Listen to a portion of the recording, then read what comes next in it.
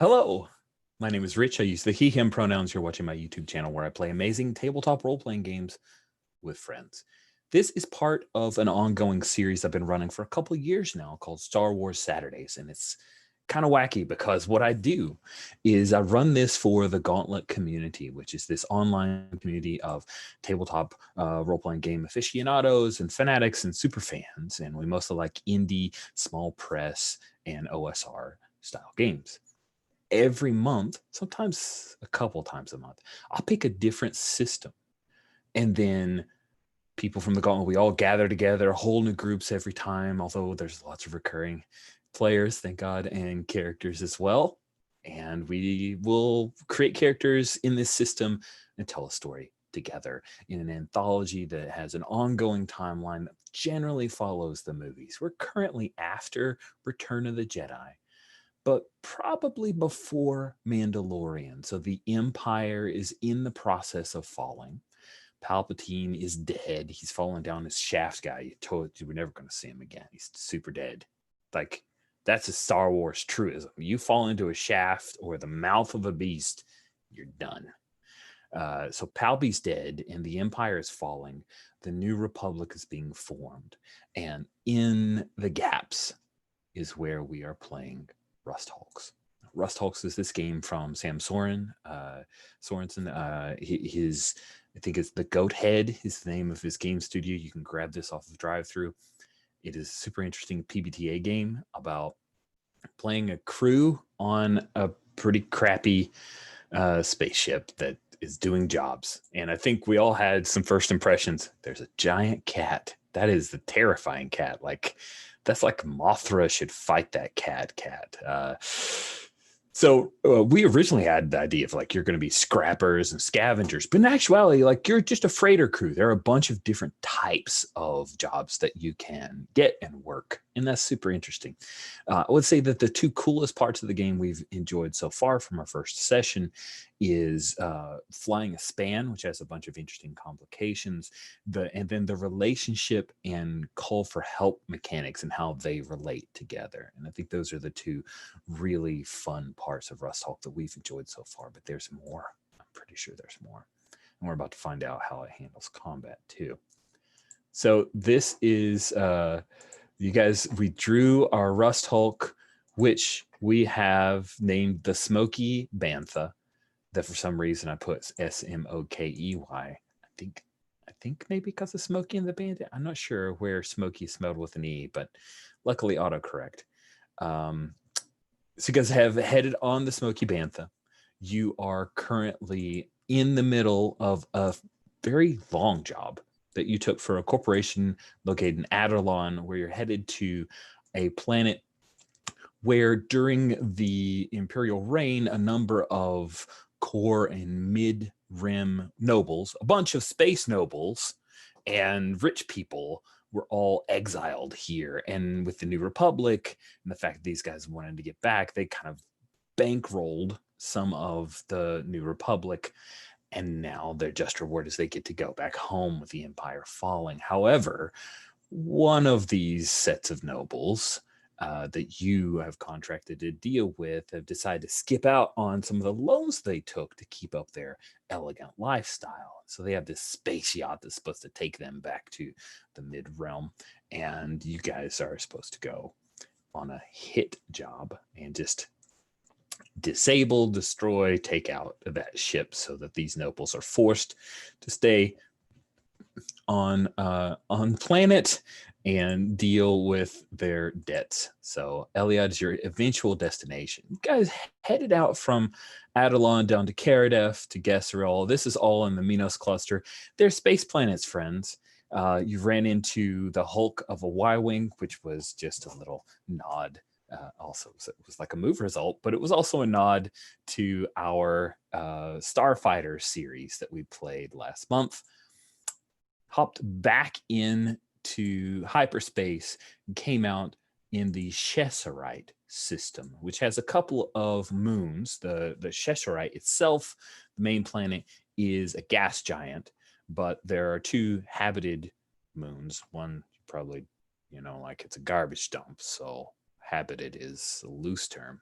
The other one's is all right. It's yeah. So that's where you guys were headed, but then you received a distress call from a Toydarian run ship called the Chrysalis, because the ship, the person on the ship said, "Hey, we're being attacked," and you did sure enough see there's a Rhodian spaceship called the Unta Gunta, according to its ID. This is what ship looks like. It's pretty cool, huh? I like that picture a lot. And this Rhodian ship was basically laser cutting in and tearing apart with its painters and everything, as if this were a derelict ship. And the Toydarian was very obviously calling on the distress call for help, because saying, "Hey, I'm here. Please come help me out." And you guys, led by your captain, had decided, okay, let's go stick our nose in this trouble. Now, speaking of the captain, Jamie joined us for the first session. They were unable to join us this session. So I'm just going to NPC Aintina. Aintina the Twillick is the captain's name. She is the pilot. So I'm just going to have her do pilot stuff. She will not be available to give you guys any help because she's busy flying your scrap heap of a ship. I'm really intimidated by the giant cat. Like, I can't take my eyes off. It's great. No, you don't have to move. I'm joking. So with Should we all of also that, set up a second captain? Hmm? Should we also set up a second captain? I think we should. So for the purposes of this game, who's our backup captain, which is officially your captain now?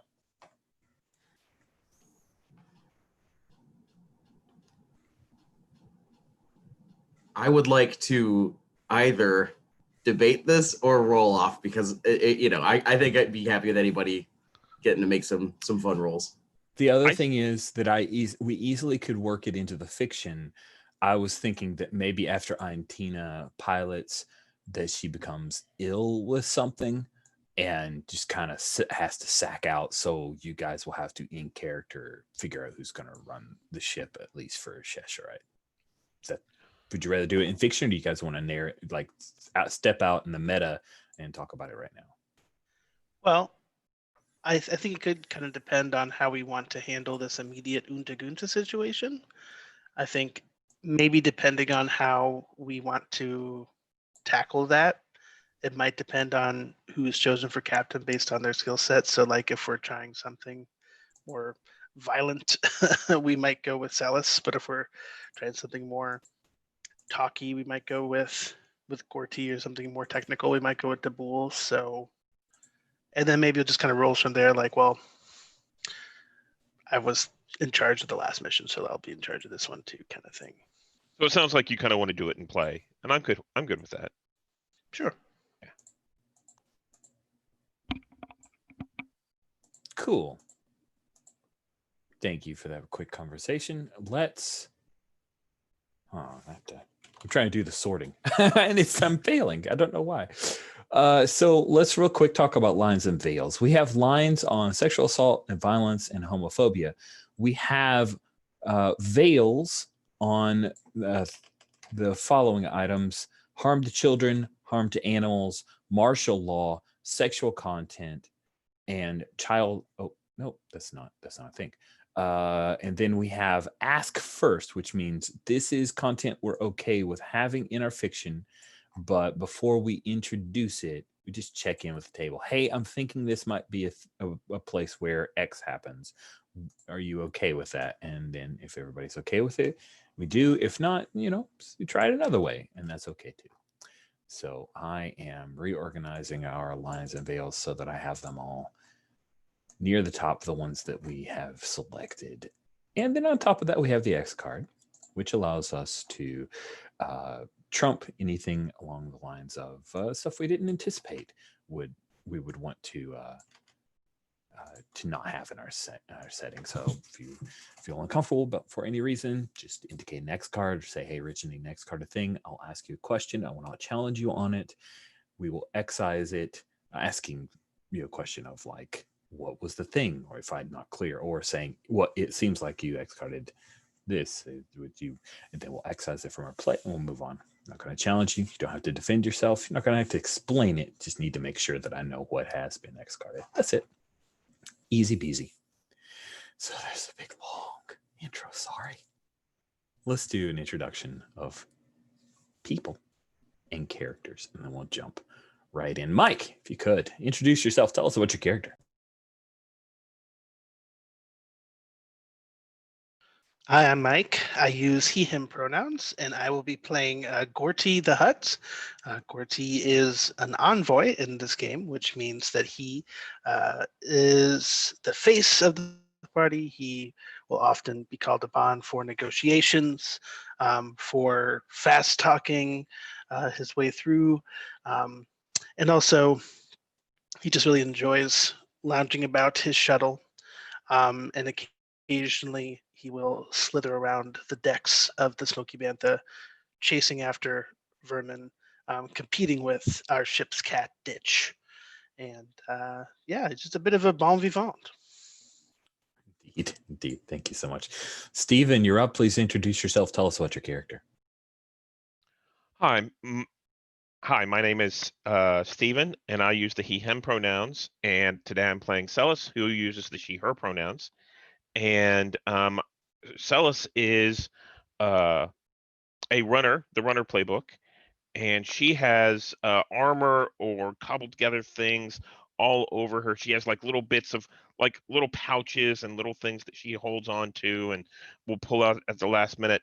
She's also a little bit of a scoundrel in that, stuff goes bad, she runs, right? She's out, and she'll steal things or take things from time to time, and that's a little bit annoying for people, but yeah, I think that's it. Thank you, Steven. Cody, you are up. Introduce yourself. Tell us about your character. Hey, I'm Cody. I use the he, him pronouns, and I'm playing Dabul, also he, him. Dabul is an Ithorian junker, so he loves scrapping and getting into rusted old hulks and seeing what's valuable. So if he can get his grubby mitts on a hydro spanner and a hyperdrive, he'll try. Yeah. Awesome. And then because I didn't highlight it last session, I just want to remind you guys, we have end of session questions. And so for Dabul, everybody will make an XP if one of your chains goes from slack to choking or choking to slack. Any one of you who makes a room's personality felt, or if you make a decision for the whole crew with or without their input. Those are all mark XP for any individual. Now, Dabul, you will get XP if you address a challenge with wits, creativity, or by making something. Gorty, if you address a challenge with charm, diplomacy, or deception. And then Celis, if you address a challenge with wits, deception, or violence. So let's keep that in mind as you guys on the Smoky Bantha are trolling along. Now, we've seen the picture of the Smoky Bantha. She's a big ship. You are near to the same size as the Unta Gunta. The Unta Gunta, of course, that's a very different profile, and you've seen those quad laser cannons that are up on top of her. So she is definitely a pretty tough, tough little ship. So as you guys are flying closer, your captain, who I will be NPCing, I'm Tina, just generally tells you guys, hey, let's get on the horn. Maybe you can talk them out of it, Gorty. What do? I try to hail them on the comms. Calling Unta Gunta. Do you read? There's no response, and you see that there's a whole piece of the deck, the whole front plating that has been sheared off by a searing laser, and then that big pincher comes up, grabs it, and starts to move it backwards in the hull. And you see some part of the ship like vents to space. You don't see any people fly out of it, but you see a few things that kind of come out of it, and the lights flicker a little bit inside the ship before they wink out. What do you do? Like smack the comm panel. Unta Gunta, hello. You. Celis, I don't think that they're responding to our hail. Unless perhaps their comms are busted, but I don't, that or they, their intentions are pretty transparent. Is it possible that the comms are broken and that is why they do not know that there are life forms aboard the Rhodian, the other ship? Is that a possibility, Gordy? Can you identify that is perhaps a thing? I don't know how these things work. Their little like vestigial tentacles are just slapping at the hollow panel in a way that would probably make Ian cringe. If either of you would like to try to get a read, that is a move you can easily engage. You roll plus gut. Yeah, let me roll.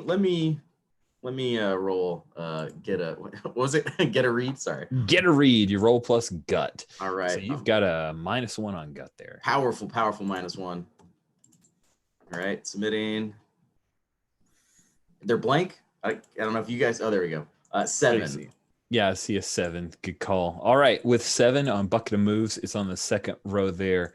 Row 28, second column. Get a read. On a 7 to 9, you hold 1. Throughout the moment, you can spend your hold 1 for 1 to ask the MC some questions, to which I must answer truthfully. Yeah, I think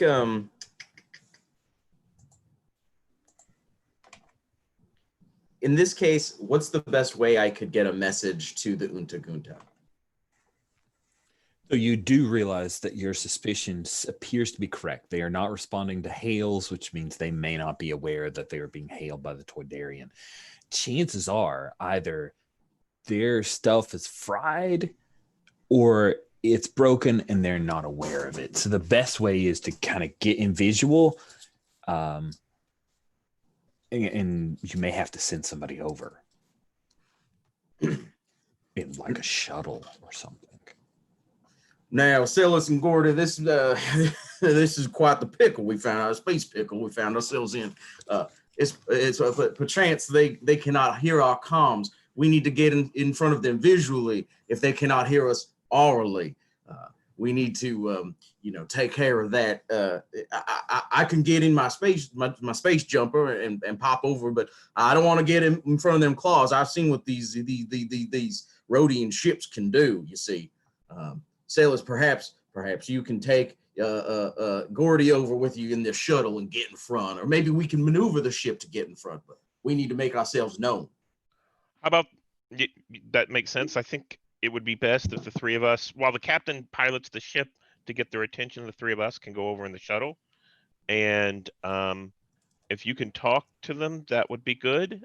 But my opinion, they're not going to step down. They're obviously here to take this ship. Well, that just might be because they don't understand that anyone's alive in that ship. We're junkers. We would do the same if we didn't get any life form readings. True. Rich, you're muted. Just as a note, just for what you guys know, technically the New Republic has authority here, and this is highly illegal. If you slice apart someone's ship while they're in it, super illegal. So you could potentially call the cops on them. Not that there are a whole lot of cops around in the Cheshireite system right now. But if we discover that indeed this is an intentional privateering operation, then we certainly have the authorities to call back upon if we need further assistance. If we have that in our back pocket, we could even use that as a bargaining chip for some sort of aggressive negotiation. But I do think before we jump to any conclusions, let's gather into my very well-appointed shuttle. There's room for at least 3 life forms, I would imagine. And let's just get a closer look. See, get an eye on those comm satellites and radars, and see if we purely a misunderstanding. It could very well boil down to. So, just a point of order. On our ship, we have no guns. On your shuttle, I assume you have no guns? I don't think so. Okay. So before we head out, I'm heading to the armory which I think we do have an armory. Mm-hmm. And you should probably bring some backup status in the form of yeah, some firepower. I do have some very fine tapestries, but nothing dangerous. and I'm reading through what the armory has. I'm going to pick some stuff from a list Sounds good. and I'll pass it out. Yep. Many, many knives. Oh, I see.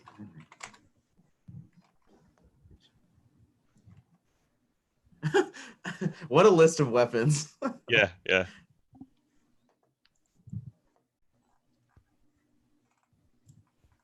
And this is a Rhodian ship that we're going to. Okay, sounds It good. So let's pilot on over. Sweet. So we star wipe to the three of you kind of crowded into this shuttle, which is, I'm imagining maybe it's like a little on the low side, like it's a little, because you're a hut. This is a hut yacht or hut shuttle, and you're cruising across. What's the like? What kind of music is playing in the background for Gorty's ship?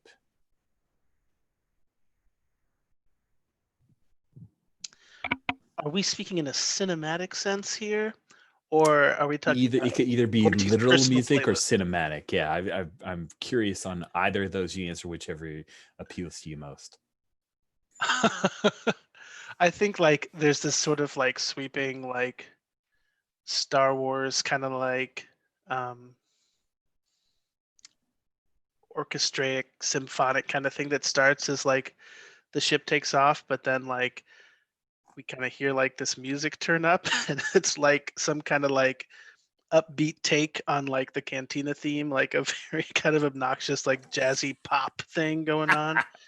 And then we like cut to inside the ship and Gorty's kind of like fiddling with like a little stereo thing and maybe like turns and looks over his shoulder and then like read the room. The Modal Nodes is a great band, Gordy. By all means, play their hits.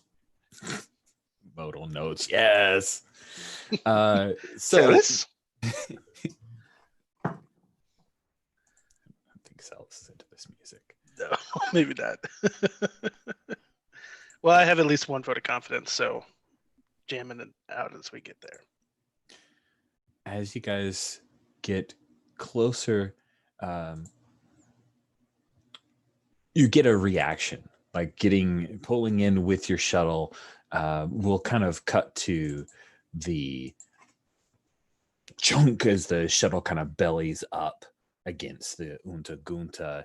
It's in a airlock. They've evidently realized, oh, we can't talk to you. And you see somebody at one of the viewports and they kind of wave for you, and you find an airlock kind of on the vent side away from where they're doing their work. And then boom, there's no like ventricle tube. It's like you're just like butt to butt, and you can unlock your airlock and go into there. You see that they've got a little receiving area. There's a Rhodian there who has a blaster carbine in case this is kind of wonky, but it doesn't have a point at you guys. He looks like a little grimy, like he's got a spacesuit on. He doesn't have the helmet face shield down, but he could pop it if he needed to. And he's watching you guys with those big bug eyes, those huge eyes that the Rhodians have. And this little proboscis is kind of moving a little bit. You see there's like a scar on the end of it at some point. He'd been in a scrap. So what do you guys do? So I think that I grab some stuff from the armory and I throw I put on like it's like a vest looking thing. It's a little bit of armor, and I toss some on Debul as well. And then I walk over to Gordy as the doors are about to open, and I kind of go to put this thing on, and I'm like moving it around because it doesn't quite fit, right? And then, so I'm gonna let, if you don't mind, I'm gonna let Gordy go out, and Celis is totally gonna like stay behind and kind of watch around the corner, so if things go down, she's gonna pull out a gun and start firing. Okay. Well, feel feel free to come. You have a presence that I would describe as non-threatening. So just take a small blaster pistol, holster it. We just want them to know that we're not completely unarmed, but we're not trying to start anything right away. I see that I look through the kind of little porthole window. I see that they're not completely toothless in this fight either. So just have a little bit of backup and set us, of course, around the corner, ready to blast laser fire everywhere at any moment. That's what I love about you. Anyway, are you prepared? Okay. And then, and Nice. And as soon as the thing opens, he sees there's a hut, and he takes a half step back. And which you know from basic is, why are you here? It's actually spoken with like a little bit of trepidation. What do you do, Gorty? Greetings, gentle beings. Greetings. No, just a routine a visitation. You see, my companions and I, we picked up a distress beacon along the way. It seems as if there's been a bit of miscommunication between parties. I wanted to ensure, are your comm systems and life form radars fully operational? Ooh, so you ask that question, and the Rhodian kind of fiddles with a button on his blaster rifle. Kind of, he's just nervously flicking it. You know, they've got those like weird suckers on the end of their fingers, like, and it's some kind of nervous habit of he's flipping it to like stun and back off, stun and back off, stun and back off, and he says, which is, we have rifle claim to this derelict. He just ignores your question altogether. So I'm gonna roll. I have a move, Ooh, which is when you're in a conversation overhung by the threat of violence, roll gut. Mm-hmm. So I think this is what's happening. We'll see how that works. I rolled a 6, and my gut is a 2, so that's an 8. So I hold 1. So that's something that I can spend to do damage if something happens. Yeah. Nice. That's good to know. Thank you Yep. for the heads up. Yep.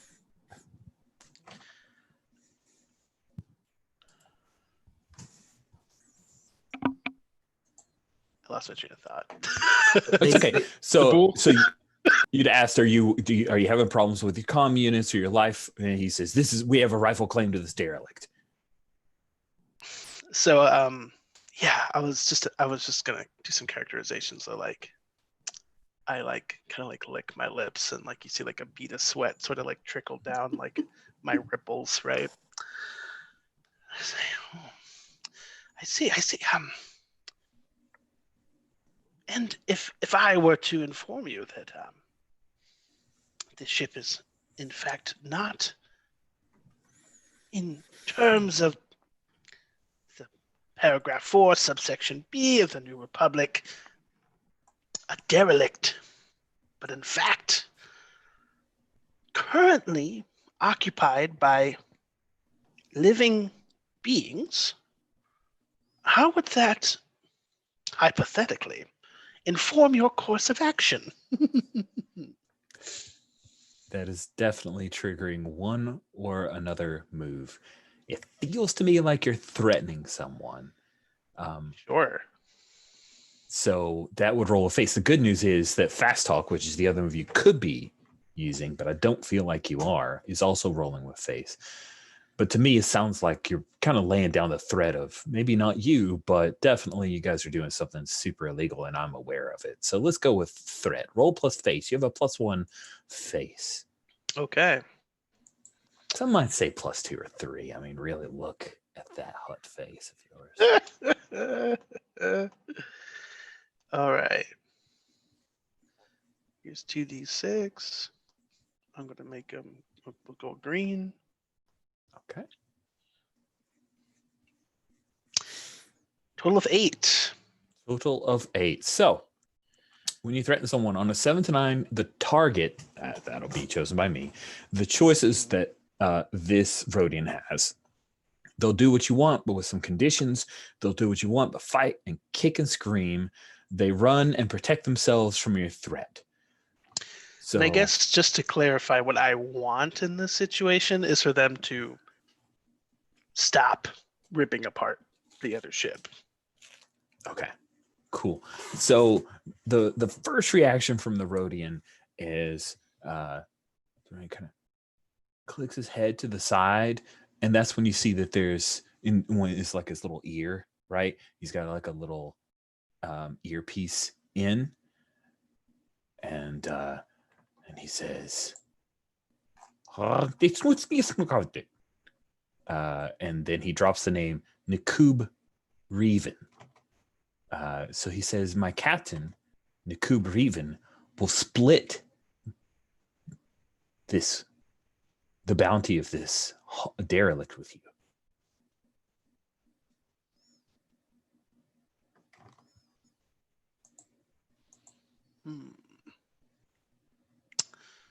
Your captain. An enigmatic fellow, it appears. We have not seen hide or tail of them. But we too are independent spacefaring bunch. We would be willing to overlook any technical difficulties in exchange for a consultation fee, of course, as long as we are allowed to take some of our own cargo in the meantime. Just get a chance to get into the ship while it's still intact before the life support systems would fail. Retrieve 1 or 2 bits of cargo. And this greeting party of one, there's a tense moment, and you can tell that the Rodian is listening to whoever's talking in his ear. He says,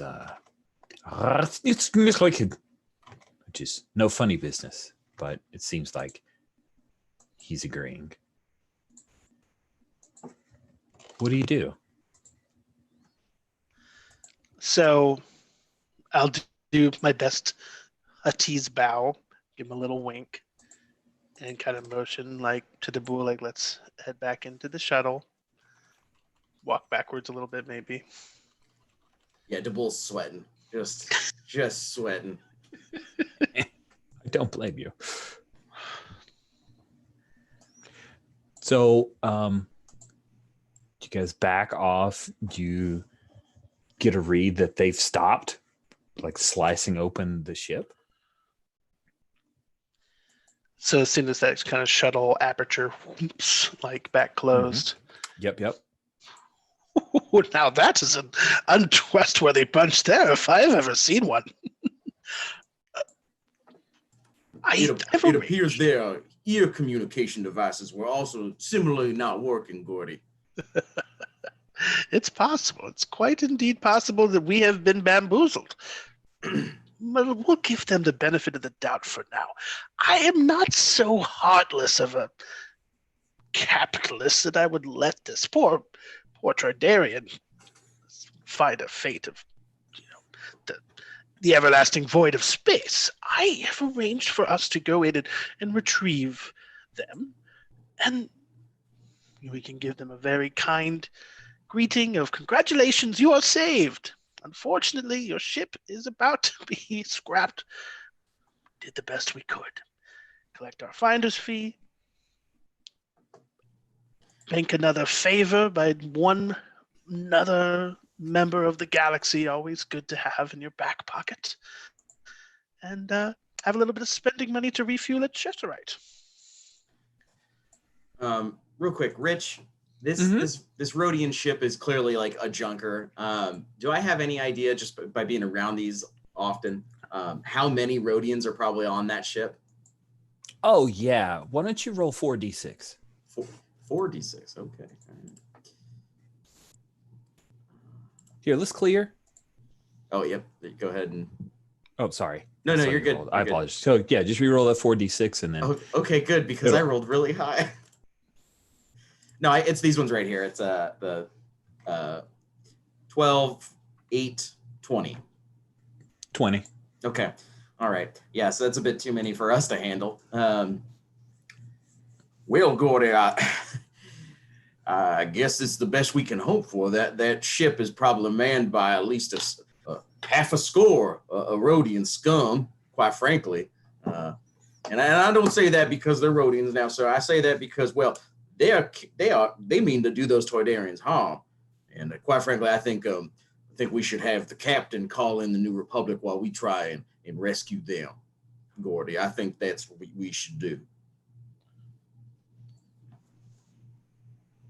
So, if you're suggesting that we leave them, then that's fine, and they can owe us a favor. We can definitely rescue the Toydarians. Another option would be to booby trap the ship that they're taking, and we could see about blowing up both of them. And then on our way back, after we do the hit, we could see if there's anything left to scuttle. Oh, now interesting. Celis, at first I wasn't following you. I thought we didn't want to get involved with this. We should just help where we can help and get gone. But you're suggesting we create some scrap for later, and you know how I feel about scrap. Well, I think first thing we need to do is get the Toydarians off. Indeed. And may I suggest these Duros, they're under a little bit of stress. These not Duros, but Rhodians. Rhodians are under a bit of stress, and they seem to be on a bit of a timetable. And as our mission carries on, I fear that they may become more and more paranoid, dangerous. There's a chance that while we're in that ship, they may decide to renege and resume scrapping operations and leave us out in the drink just as much as those Toydarians that we're trying to assist. I may suggest that we bring along some sort of environmental gear. Of course, my hover sphere has an excellent atmospheric shield that can shut down at any moment and provide me all the oxygen I need for a couple hours. But if you have any space suits, anything that might help, that might be a good precaution. Just personal belief there. What do you think? Yeah, Doble, he's already wearing his spacesuit. He has a cozy one that he wears. Yeah. Well, clock's ticking. Take us in, Gordy. Let's see what we can do about helping them Toydarians. Do we have an idea how many Toydarians there would be? Oh yeah. That's a great question. We'll just say that at some point off screen, you had a conversation and Glomgum told you he's the only life form on the ship that is a nearly fully automated ship, and Glomgum is is the minder. Or I'm a minder for all of the joys that roll the ship. It's okay, just come save me. Perfect. You have all of the supplies you need for your side job, Celis? Yes, I do. Yes. All right. Let's get to work, shall we?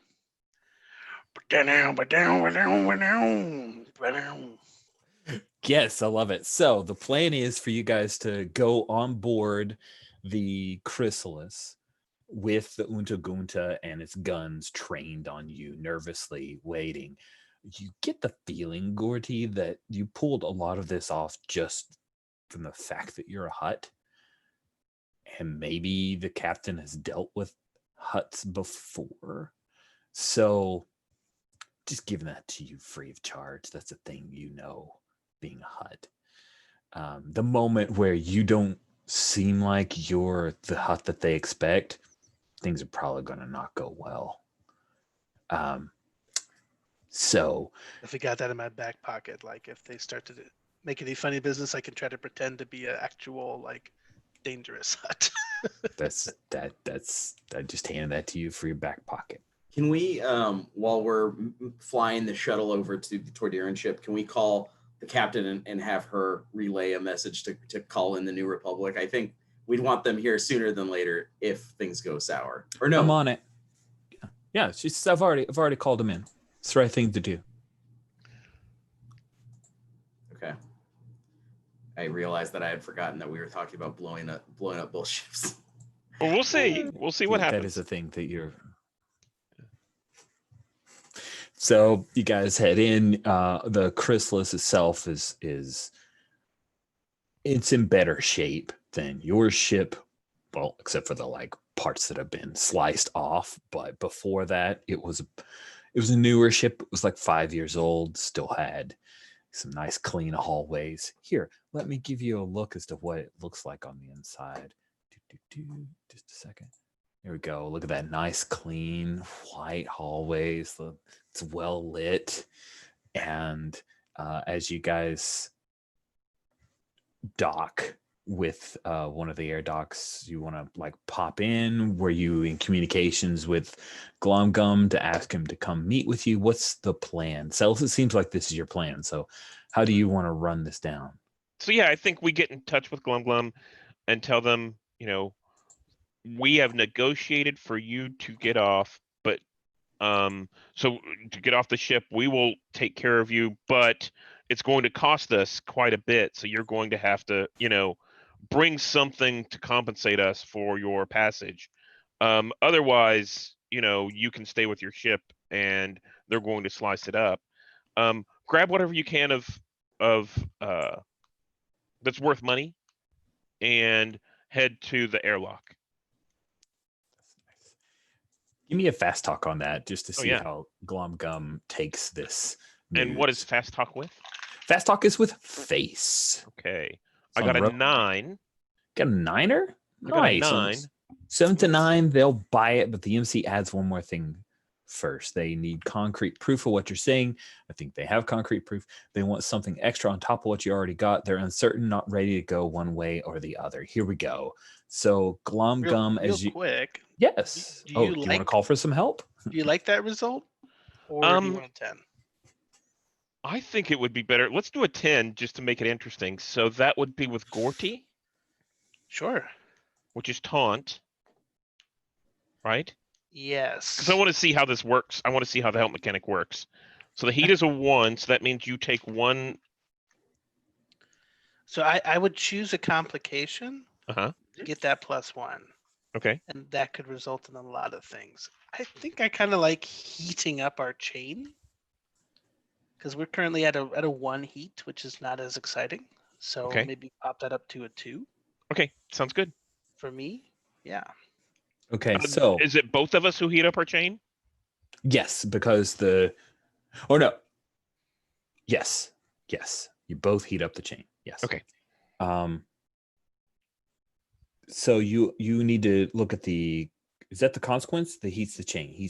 The crew member heats their chain with the other. Oh, it doesn't sound like. Okay. So the heat is just for the crew member who is helping because you eat that consequence, Gorty, because you guys do not have a choking relationship, meaning that it doesn't go up for Celis. Sorry, Okay. Just rereading the rules. And that just give them 1 + 1, so there's only 1 consequence there. Okay, back to fast talk. On a 10+, they buy it. They buy it. So Yeah. Well, Glumgum says,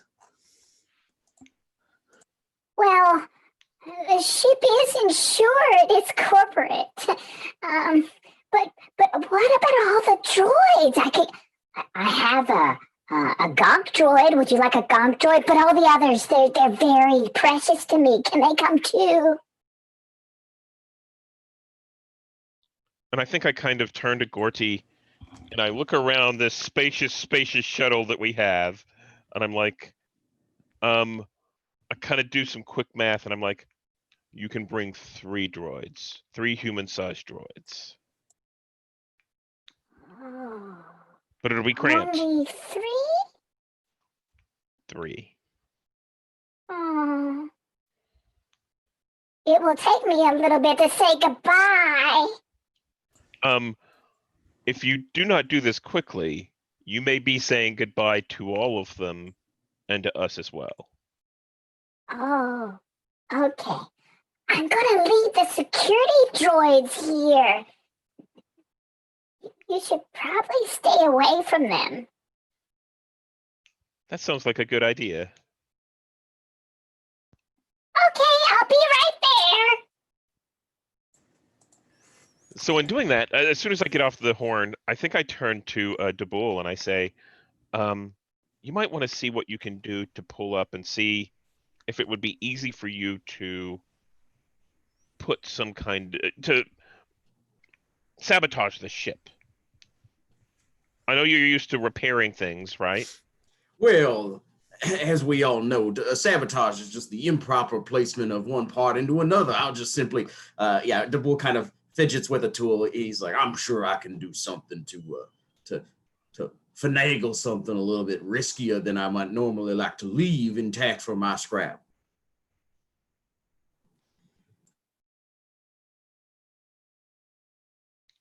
You're So on mute. Dabul, Oh. you want to see if you can get out there and do a little bit of finagling, a little bit of Yeah, I think Dabul wants to. I don't know if I want to do it outside of the ship necessarily, because of where we're at. Is that kind of what you meant, Stephen? Is to go on the outside of the ship and do something? No. What I actually meant was for you to take a look at the ship and get an idea for what the schematics are, just in case we put this plan into place. Okay. Now that I think about it, Dabul, can we use some of the fuel from this ship? I don't see any reason why we can't. The problem is we don't have a fuel line connected from the bantha to this. We need to have that happen post haste if we want to use those supplies. I do not think that would look good in front of the Rhodian ship. That's too bad. I don't either. But perhaps from the inside we can find. Perhaps they have some Tabana gas or whatnot in a Camptona or something to maneuver.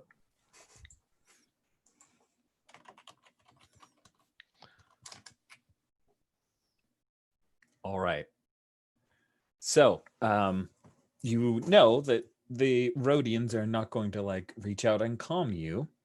So you guys will head in. I think this is kind of a choice of, does Dabul go on ship to try to set up and steal some of the fuel? You guys know you're on a timetable before the Rhodians start realizing, hey, you're getting double cross. They kind of expect some level of double cross. The moment that they see any New Republic ships in, though, things are going to really go like that. Just so we're aware. The Toydarian is there with aforementioned Gonk droid, a Roly droid, which looks like really new, and then a Red 5 astromech droid. And those are the 3. Right, so they're all waiting by the airlock, and the little Toydarian's little link as it flies above the others, and Pats then has this little commune and is saying goodbye. You can tell this Toydarian looks like an adolescent. This might be their first job. I'm doing my best to, give a thoughtful eulogy to the other droids while also simultaneously trying to push this little gonk droid up the ramp. Oh yes, they were missed. They live on forever with the data running through their minds, and they'll be thinking of you out in the void of space. May the force be with you. Oh yes, that that whole adage, lovely. And yeah, you guys will start fitting onto the shuttle. It is super crowded. And I think Celis basically meets Gum right there at the port and is like, I want to see the goods, right? Looking for, I want to see what you brought to pay us with. I thought that you wanted the gonk droid. He's walking right there. How much is the grunk droid worth? Is this? I don't know. Well, he's very heavy. I don't know. A gonk droid is this gonk droid is a power droid, so he's relatively valuable. Like you could probably get 3-4 cred off of a good, fully powered, not. So I think Celis's head's kind of swivels over to Dabul because this is kind of his area of expertise, and then is like waving everybody on because something's better than nothing. Yeah, Dabul nods. A gonk droid would be, very valuable at the very least, for selling or just for having on the ship for power purposes. So yeah, definitely. While they're kind of all getting onto the shuttle, knowing that we don't have much time, I don't think that there's going to be enough time to like find, any sort of fuel to come back with. Is there a chance, Rich, that I could kind of dart inside and see if there's an easy place to sabotage? Perhaps the hyperdrive or something, so that the next time the Rhodian ship cuts into it, there's a big boom. So if you wanted to repair something, I think is what you're doing, right? It's just like you said, sabotaging is like repairing, but with ill intent. Now, if you wanted to try to grab some valuables, you could scrape a Hulk. I mean, they won't know. Gorty and Celis won't know what you do once you're on that ship by yourself. True. All of this is true. But they will know now interesting. Okay, so I have a suggestion. Mm-hmm. If any of this goes on out loud, what I'd like to see is I'm going to turn to Gorty and I'm going to say, I think now might be the time to send a transmission to your uncle that doesn't exist about and make sure you only speak in Huttese about what's going on, and while Dabul and I see what we can get of value and what we could potentially do inside this ship. So what I see is mechanically is I think that Gorty could cover us by making a call to a fake uncle, and then you could Dabul could try to sabotage, repair something while I try and scrape something. Yeah, I like that. Okay. And it calls the bluff. Like the Rhodians, their comms work. They know what's going on. They're just ignoring it. I like that. Oh, this is very clever. Awesome. You know how I feel about the image of huts in the galaxy. The sort of reputation we've earned, I think, a little bit unfairly. I am not like those huts. I am not a criminal mastermind. Of course not, Gordy, but they do not know that. And we're going to rely on that information to cover us a little while longer, I think. I am conflicted, but I see the wisdom in your plan. Okay. I'll buy you some time for they pull the trigger, so to speak. Be quick about it. Like I said, I'm not very practiced in this. So I think the way that I want to do it is like pretend that like I accidentally like hit the comms to speak with the Unta too early. So like when I hail them, I'm still going to be speaking in Huttese to this uncle. Be like,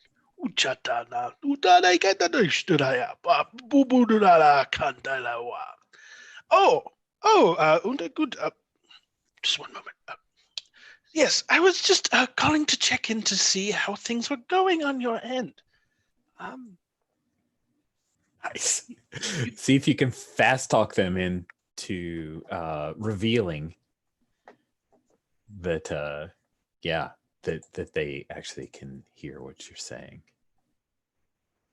Okay. Roll plus face. That's a W, not a 2. Let's try that again. 8. 8. All right. On a 7 to 9, they'll buy it, but the MC adds one more thing first. So, Oh no.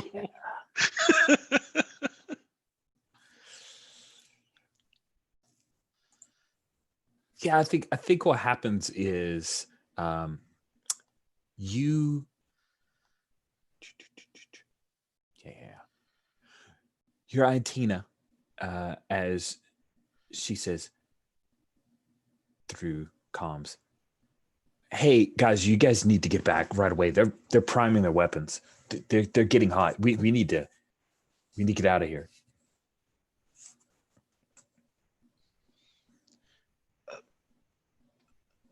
Have they responded on the comms? They have not. I think their response is going to be, maybe we should just shoot them. Well, it appears their comms. I'll just say this to them. Well, it appears your comms are working after all, Unta. And I'm detecting energy readings from your ship that suggest you're considering taking action against Gorty the Hutt. There we go. Give me a threat. All right, let's try it one more time. Re-rolling these two. Oh, that's a 10. Okay. Oh, nice. And then you hear in basic, not in Rhodian, a different voice come over and say, "Apologies, Gorty the Hutt. I am the captain. We will honor our agreement. Do you have what you need from this ship, this derelict ship? Do you have what we have offered you so that we can finish this deal in peace?" My crew is finishing up as we speak, and I surely will be done momentarily. I'm glad to hear that you are a being of honor, as that is something that I and my crew pride ourselves on. Yes, indeed. And if you'll give us just a few more minutes, we'll be out of your hair, and we'll be ready to jet off. In the meantime, we're just awaiting the consultation fee.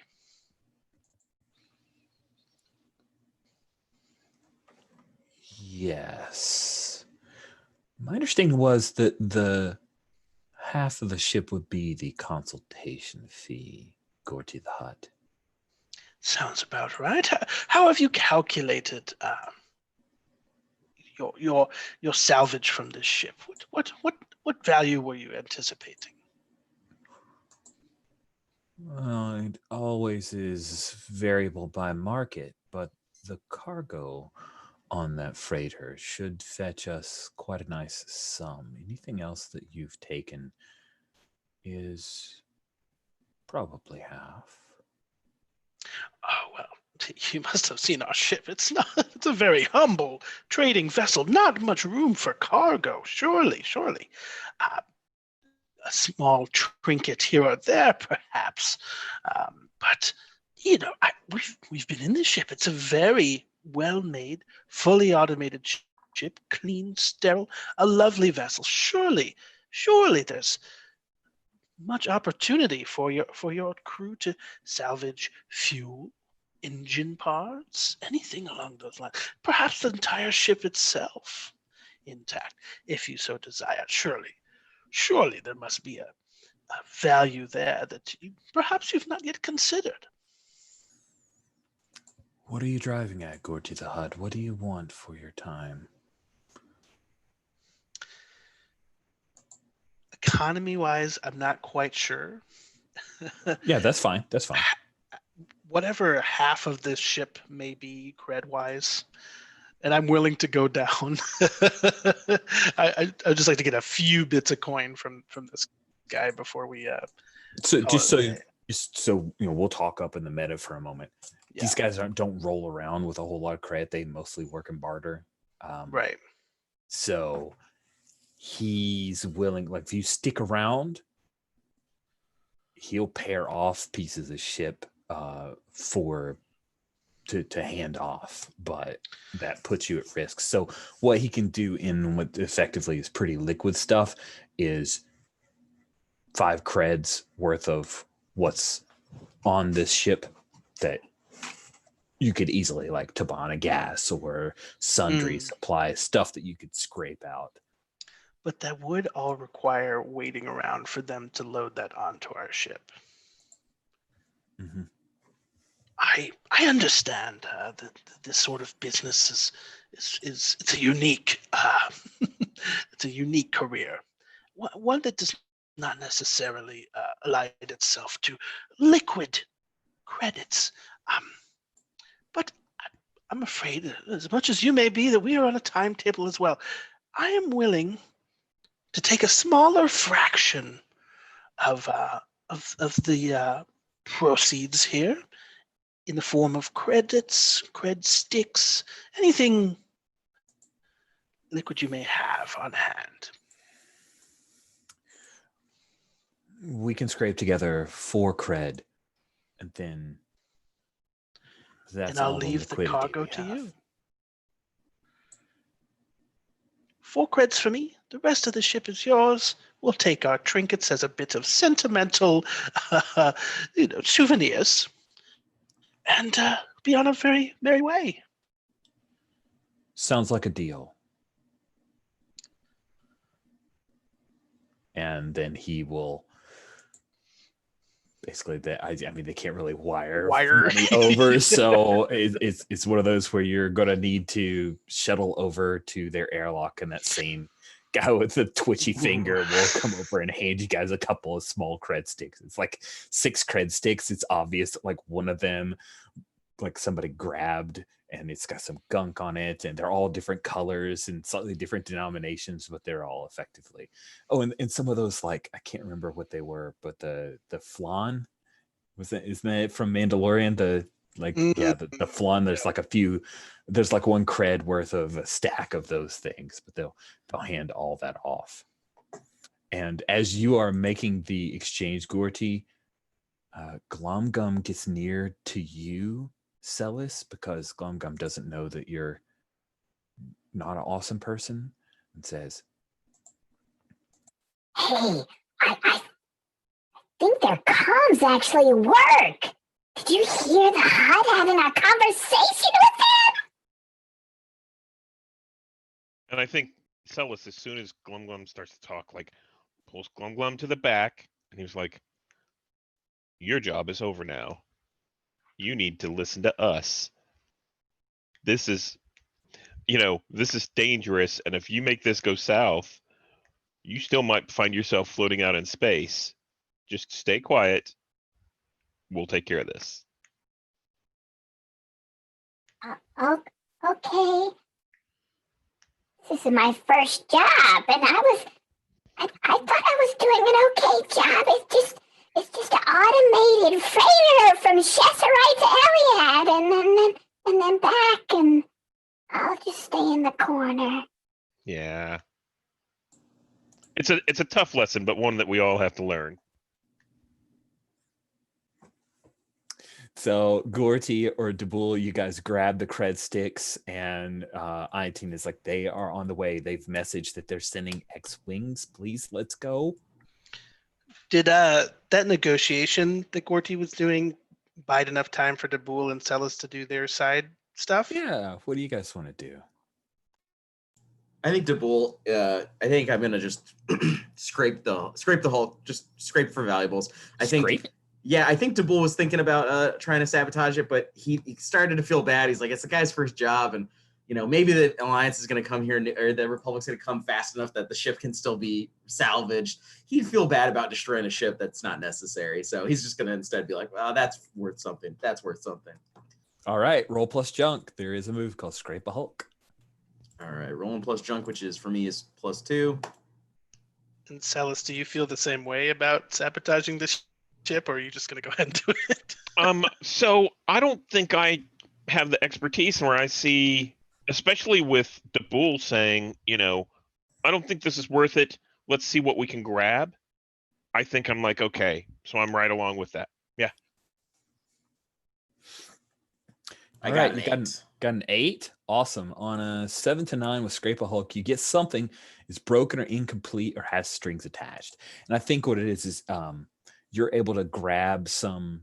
If you want fuel, like is that a thing that you think would be good? I'll allow you to have 3 fuel, but the Tabana gas containers that it's on are very obviously like court marked, and if it's scanned in a legit, like you go to Cheshire and they like scan in and see that you've got these tanks and you don't have any contracts with this corporation, that's not awesome. That is easily finagled when you address the truth of the matter, and that we took this as salvage as a part of it. You know, we can wrap that up later. Yeah, I'll take those. Yep, That's absolutely. fine by me. Okay, Sweet. So I have a quick question. As far as the helping move, can you get more than one help? So could an 8 move up to a 10? Yes, absolutely. They just Okay. if you have a taut or slack chain, then the person who's helping would potentially take up to 2 consequences based on the difference of the lower the 2 heats. So I think that just to put this out on the table, so make sure I understand, Dabul and Celis have a choking relationship. I'm at 2 and you're at 3, so the lower of the 2 is 2. So if you wanted to get up to a 10, you would take 2, A bunch of consequences. or is it 4? Hold on. Oh, go ahead, Cody. I think you. No, yeah. I think you have it right. I would get a +2 because that's the lower of the chain, and then I would take the consequences, and you would make me take the consequences because that is Celis' character and your sweet maneuvers. It's the I higher the actually 2 don't have heat, that by the maneuver, way. I don't think. For It's the choking is higher the 2 heat. That's Oh. on top. So Yeah. it sucks. Send the help my way. Let's do this. Oh, wait. I do not have that move. Oh. So in a choking chain, so there's a runner move that forces the helper, someone else to always take that. Yeah, but if it's a choking chain between the 2 of you, the helper is pushing the consequences on the helped. That's just the way that the basic move works. Okay, good. That makes sense then. I understand that. So that means that you will take the consequences, Cody. I sure will. Okay. And but we get a great success, so it's valuable and useful. So this would require taking all 5 consequences then? Is that right? God, yeah, it does. Does it? Why is that? Because you're giving 2, and then the highest of the 2 heats is added on to that. Oh, added. Okay. Yeah. Okay. Okay, so the crew member takes 1 harm. The room you're in or a room associated will take harm. Something important breaks and must be repaired. You heat your chain, and the chain tightens. All of those are true. And the chain cannot heat past 3, correct? So mine stays at 3 with Celis. Correct. And stays choking. Heat. So those 2 are fine. I take 1 harm. The room that we're in is the other ship, so I'm cool with that. And then what was the 5th one? Well, so I hear you on the room you're in, but a room needs to take harm. So we can think broader for this peripheral move. Would it excuse me? Would it make sense that perhaps some of Gordy's shuttle is damaged as we bring in a bunch of valuable cargo? Let's actually do it this way to make it a little bit more personal. Since it's you and I in there, I have bolt holes. So let's say some of the cargo damages the bolt hole on our ship. Okay. And that means that I know we're bending the helping rules a little bit. Normally you should heat your chain, but you can't. So to keep the consequence, I could heat my chain with you. What do you think? Sure. Why not? Yeah, it's fine by me. So we damage the bolt holes. You heat up your chain as a response because you're mad at me about that. And then there was a 5th consequence. You take harm. I took the harm. Oh. There was another one. Something important breaks and must be repaired.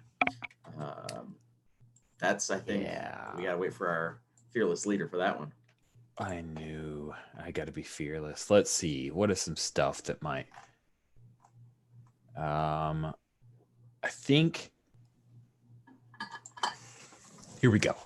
So you're working hard, pulling all the fuel on, and that's when the comm in the ship from Captain Iantina says, "Okay, the X-wings are here," and you drop that. It kind of the Tabana gas canisters break the one of the buttons that's used to open up the bolt hole for Celis, and then it rolls over your foot. Tabul, that's where you take one harm. At the same time, you hear from Iantina, they're lighting up their guns. I'm getting us out of here. And so, Gordy, you have to very quickly attach the shuttle as she hits just a quick jump on sublight engines to GTFO. And that's and that's when, Tabul, you realize that half of your Junkers kit was left on the freighter, and your Junkers kit is effectively broken. You're going to have to spend some credits to fill back in. You've got a special like reader and then like a little scanner, and yeah, that's what gets broken. Is your Junkers kit is broken. You only have like half of it. So we pick up with you guys pulling into Cheshirite. I think this is where we probably should have a conversation, because I think as you guys are heading to Cheshirite, Iantina, she says, "I need to lay down. I don't know if it was that stuff that I got from the auto chef when we picked it up at Adelon, but I haven't been feeling well. Celis, you can fly her." And then she'll head to her bunk and kind of leave you guys alone. And I'm thinking back to that ale that we drank, and I was like, I have a AA rating as a pilot in case you need some help. Surely there is somewhere you need to go for your company ship. I mean, is there not paperwork you must fill, a file, data pads and whatnot to click clack and have and right those wrongs? Are you free to just go? Well, I do need to file a certain number of forms, but everything is on the HoloNet, and I just need to make a report at Cheshirite. Yeah. And what was your name, Tordarian?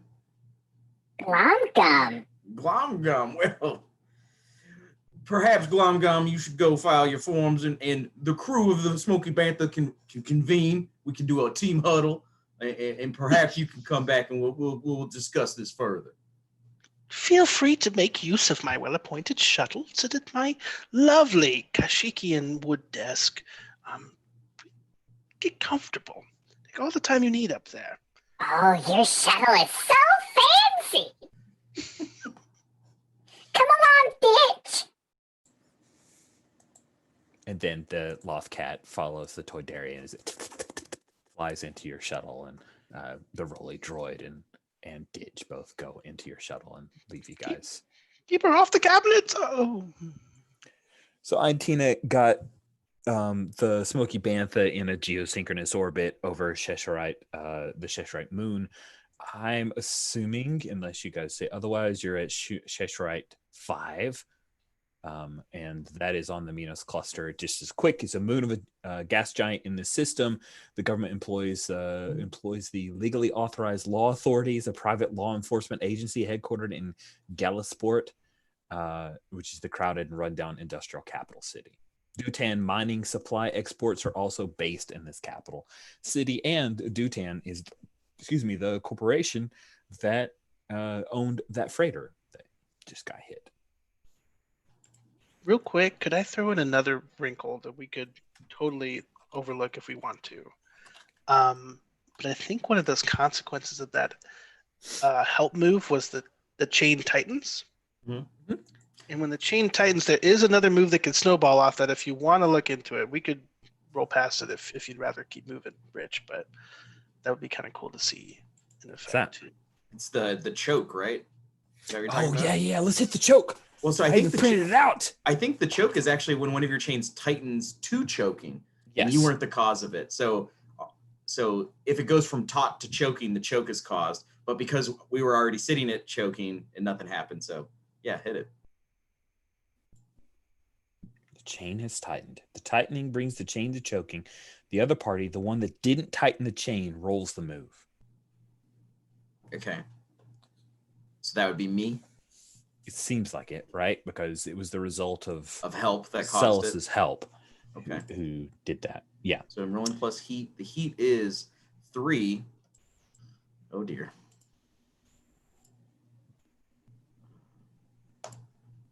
Oh, it's the only one where having a high roll is less than optimal outcome. Okay. Well, I got an 8 plus 3 is an That's 11. 11. Okay. On a 10 plus, so on a 7 to 9, keep doing what you're doing. But the next moment you've got time, you go and confront them about it. On a 10 plus, drop whatever it is you're doing and go confront them about it right here, right now. So we'll just say there was so much activity that you now are a Cheshire 5 in geosynchronous orbit. Antine has just said, hey, I don't know what's going on. I need to lay down. And that's when Daboul, it's the choke has happened. You must confront them about it right here, right now. Yeah. So as soon You've had too much. As soon as Glomgom goes off to the shuttle, I wheel on Silas. Now, Silas, we need to have a conversation here. While we were on that shuttle, several things went a way I was not appreciative of. The way you spoke with that Toydarian suggested that we were no more than common space pirates. And then when you go to help me in scraping the hull, you've taken my tools, you've given me to them broken. You have done nothing but harm my junking ability. How do you propose that we get through this amicably? Because our captain is ill. We have a new possible crew member, and we still have a job to do.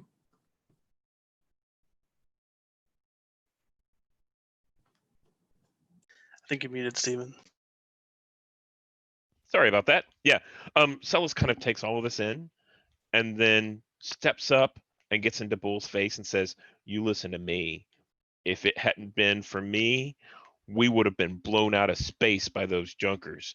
And you heard the captain. The captain just told me to pilot this place, pilot us on into Iliad. So you need to figure out how to do your job better and get more of your junk together, and we will be better off here. Ooh. Just because the captain gave you permission to pilot the Bantha does not mean that you are now the captain of the Bantha, Celis. And quite frankly, the only thing you did was was further aggravate the situation, walking around with your hands on your guns. I think we made it out of that pretty well. We got paid for something we weren't expecting, and we have enough fuel now to make it to Iliad and get our job done. Let's get our job done, and then we'll see what the captain says. Daboul, I think realizes the complete logic in what Celis just said. We do have fuel. We got paid for something. And so he just like throws his hands up and he's yelling and walks off to his bunk. I think he blew off some steam, and Celis is right about the outcome, even if Daboul didn't like the way we went about it.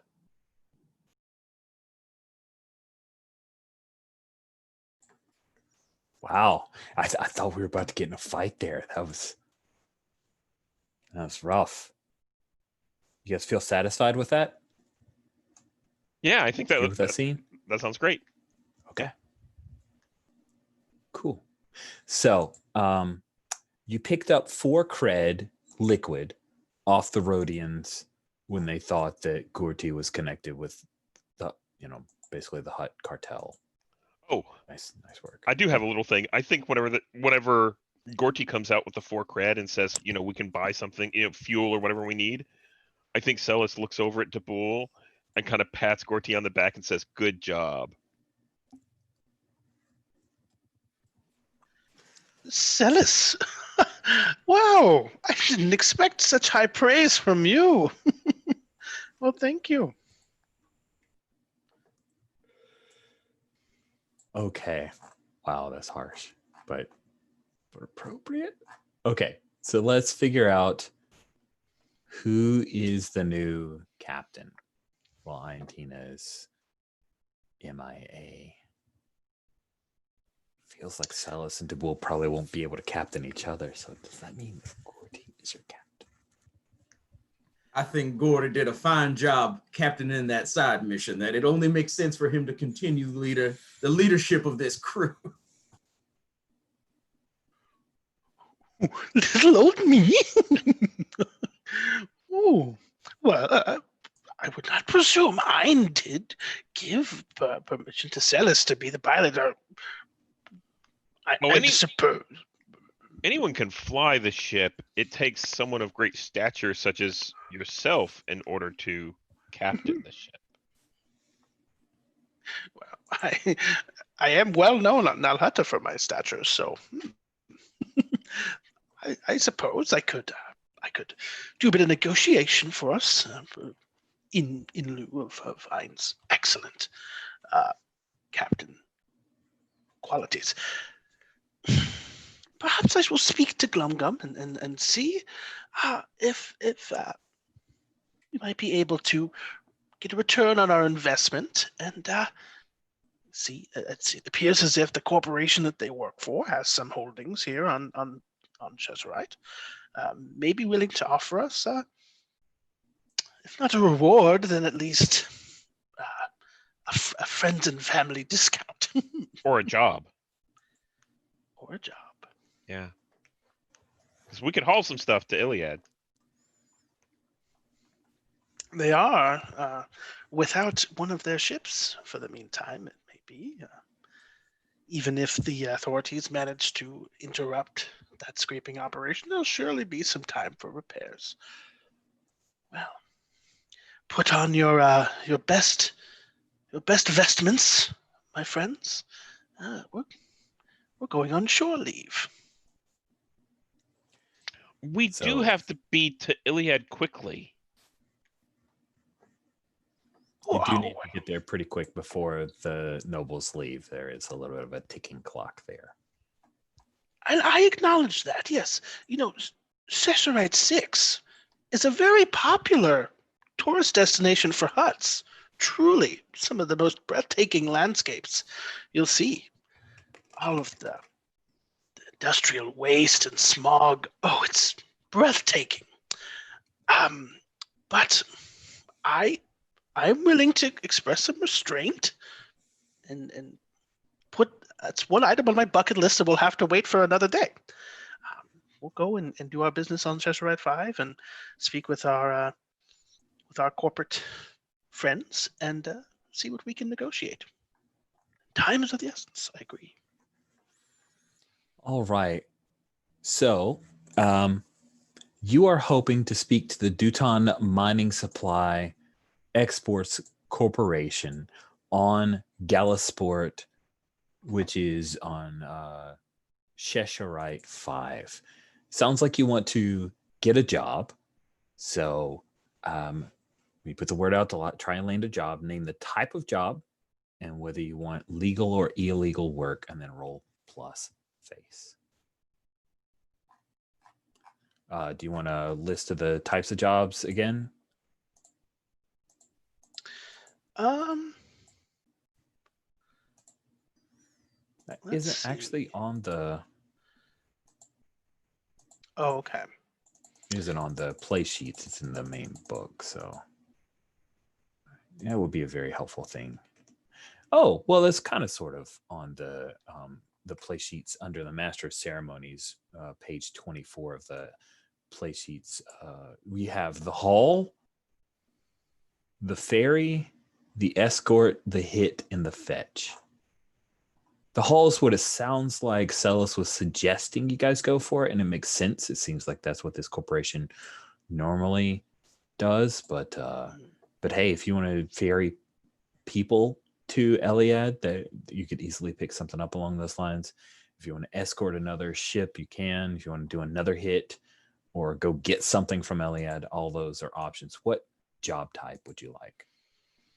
I'd be happy with hull or ferry, I think. You have to make one or the other. Let's do some illegal ferrying. Illegal ferrying. All right. Go ahead and roll plus phase. Okay. Move this guy over here.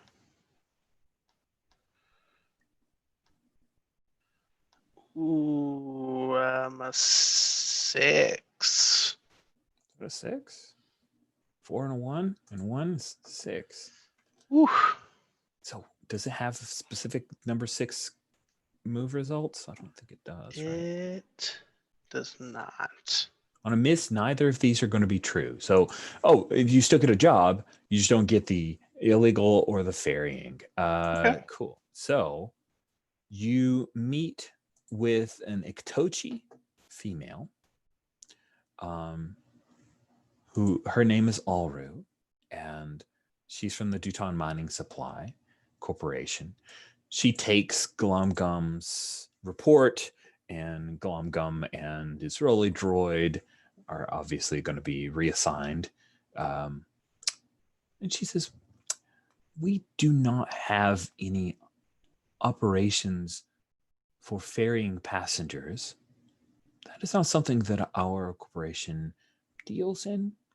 I'm sure you could find something else in Gallisport. Now, however, your specs on the Bantha appear to be quite large. We do have an unfortunate amount of loss that we must recuperate. I am willing to offer you, if you are able to haul, and she kind of dips out a few numbers. Effectively, you're going to have to fill the ship to take mining supplies to Eliad.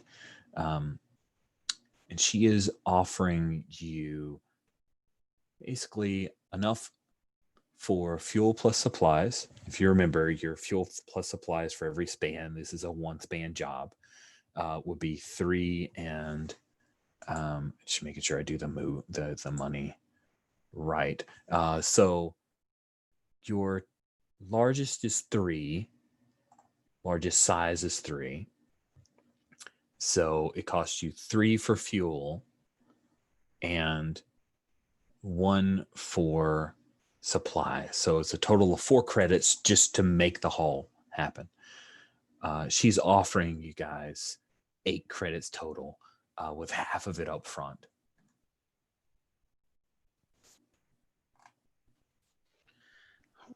Well, I initially offered that suggestion because, not meaning to cast any aspersions on your corporation, but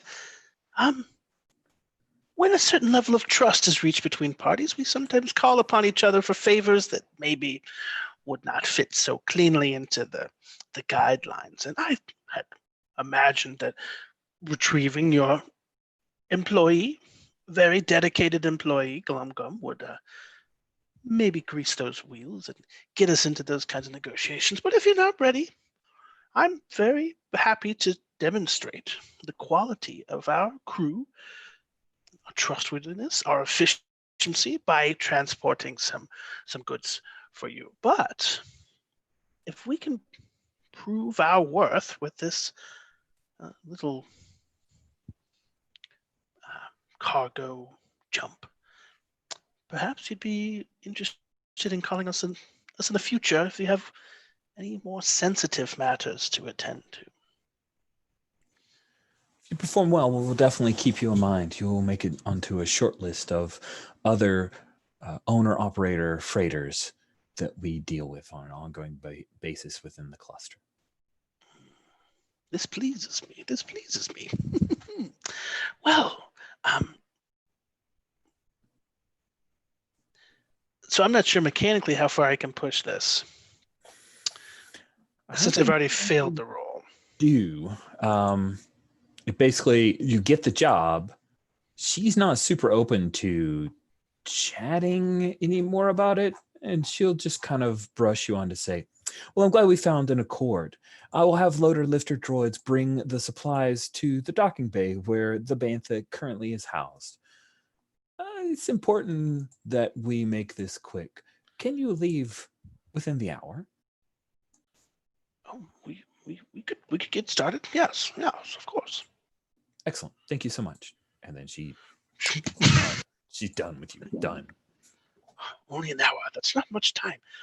Is it possible to get the job twice if we only get 2 jobs? Yeah. We're filling up I our think cargo so. hold with legitimate goods, but we have so much extra room for illegitimate goods, and it would just seem a shame to let them go to waste, Zealous. Oh, you're talking about the smuggler's hold? That's great. Maybe we might find some, sort of salty folks out on the docks who might be interested in getting some cargo moved quickly. We only have an hour, but we could get some, tucked away in our nooks and crannies. Do we have time? Yeah, so I think that Celis is going to try and find some illegal contacts to try and pull things off. I just And- really want to impress Ein. I want to show how good of a captain I can be. So how about if I roll get the job? And I'm looking for an illegal, and the list of jobs again, an illegal ferry was one, like if we could take a criminal from one place to another. Right. And that might make the most sense. So I'm going to roll. That's what I'm trying to get. I'm going to add, maybe not right this minute, but I'll add to the your Rust Hulk, the job types. Okay. So I rolled a 7 plus my face is a 1, so that's an 8. Okay. Okay, on a 7 to 9, one of the two isn't true, whether it's illegal or legal, and the ferrying, either the type isn't what you wanted, or the legality isn't what you wanted. Let's say that the legality is what we want. So therefore, this is definitely illegal. Mhm. So I think that means you pick the job type. Yeah.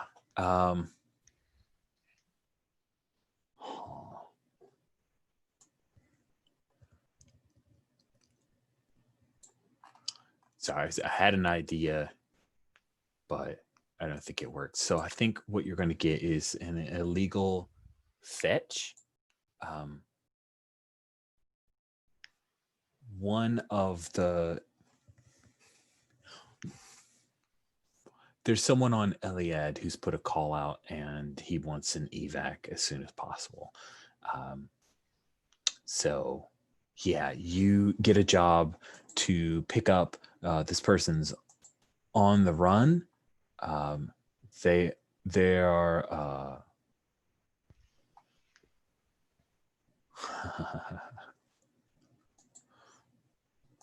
they're a Twi'lek. Okay. And yeah, when you get the picture of them, you recognize her. It's Arcee. Oh, my ex. Yeah.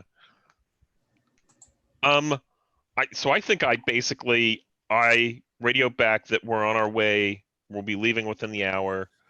We're one jump away, and I use Gorty's data information. Okay.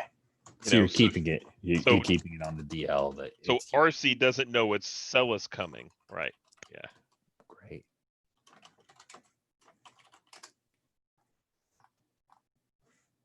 Sweet. And I've just put the job types into the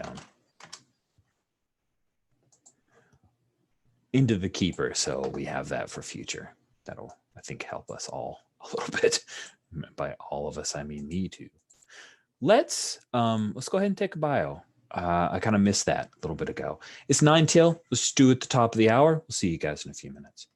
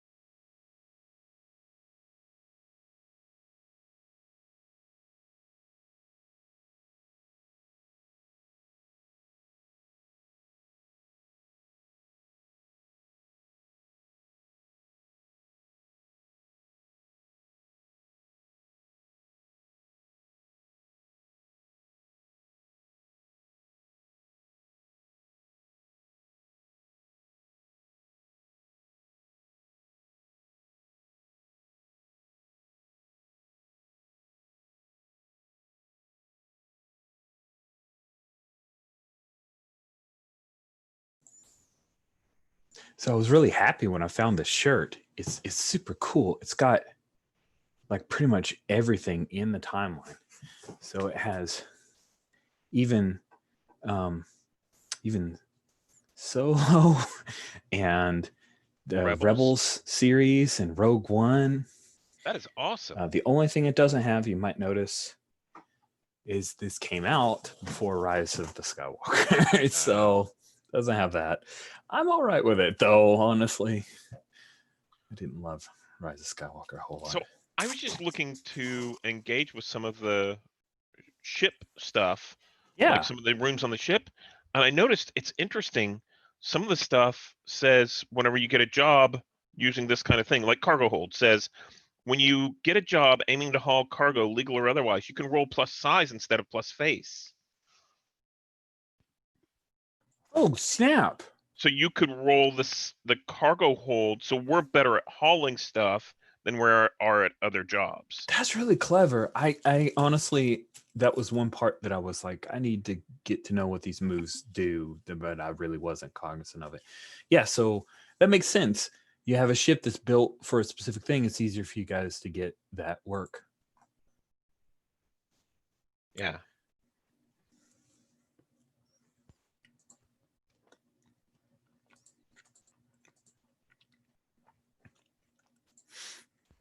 Okay. Let's keep that in mind for next job you picked up. That's pretty cool. Some of your captain's really terrible at face. You just get the jobs that your ship was built to do. That's pretty smart. I like that.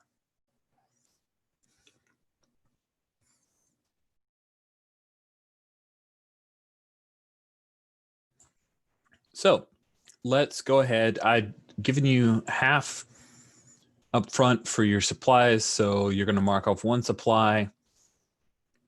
Well, actually, let me ask you. You have 2 supplies for fuel.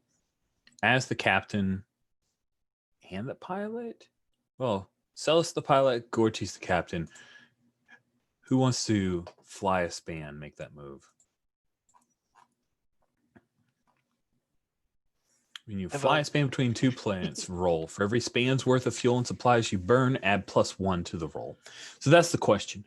You're going to be burning 3 fuel, 1, 2, 3, and 1 supply for your flight from Cheshire. I realize that's an L, not a T.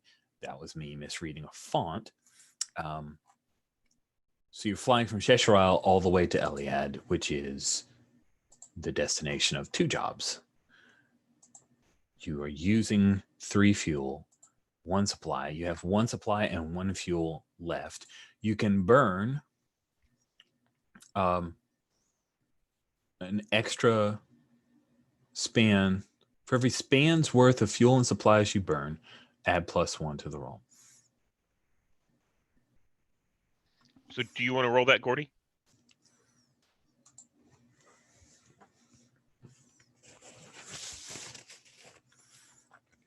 I was going to volunteer you for the role as our current pilot. Sure, I'll do that. What is the modifier for the role again? So the way it is, for every span's worth of fuel and supplies you burn, you add +1 to the roll. So it means if you burn extra, Okay. If you burn extra, you can get pluses. Yeah. So there's no like other modifiers. It's just how much. Correct. So I think the risk reward is in like how much of your credits do you want to burn up to be safe. Celis, now there's a lot of responsibility that's been put on our shoulders by Ein. This would be a great opportunity for us to really demonstrate our capability. What do you think if we burn a bit of extra fuel in order to really show off our stunts here? Then Ein shall wake up from her slumber and say, "Oh, look what a fabulous job my crewmates have done. I will shower them with compliments and ale." I think it might be more important. I might be more impressed if she wakes up with, if they wake up with money rather than, having gotten there. I don't want to strand the ship because we run out of fuel. Oh, that would not look good. Well, this lovely vessel that I call home, I leave it in your capable hands. Do what you will. Yeah. I So will go, attend to our guests. and I kind of turn to Gorty and I say, "Well played. You can tell me I was supposed to spend the money, but if I choose not to, then you have plausible deniability. You'll make a fine captain. And I'm not going to spend any money, and I'm going to roll." Okay, because you're spending, you automatically get a +1. I was just rereading it to make sure. Okay. So you automatically get a +1 just because you have to spend the fuel and supplies, but to get more, you have to burn more, Okay. a lot more for the ship. So I'll roll, and I rolled a 5 plus 1 is 6. So I got a 6 total. So I choose 2. Yeah. Oh. So it's the choices are: the authority takes an interest in you, you encounter a hostile ship, or the ship suffers 4 harm. Dealt 2 rooms of the MC's choice. That's right. So let's say that I think obviously the authority takes an interest in us. And we have a good-sized hull, don't we? We have good armor. Yeah, you're fine. So let's choose you suffer 4 harm to rooms based off of the MC's choice. Now, the fact that it says AP next to it, does that mean it would ignore the whole? Oh, yeah. Yeah. It just goes It would straight ignore into the armor, but it means we have armor later. Exactly. Oh, yeah, sure. So you chose the 4 harm AP and the authority takes interest in you? Yeah. Those are good. Those are good choices. You're very smart. Very clever. Okay, so here's what happens. Your astrogation calculations are a little off. And you come into Eliad and you kind of overshoot. So there's a point where you're supposed to come into a system, you drop out of hyperspace early to avoid gravity wells and hyperlane traffic, that kind of stuff, just standard. You overshoot it a little bit. And so when you come out of hyperspace, there's another ship that's coming right in your path.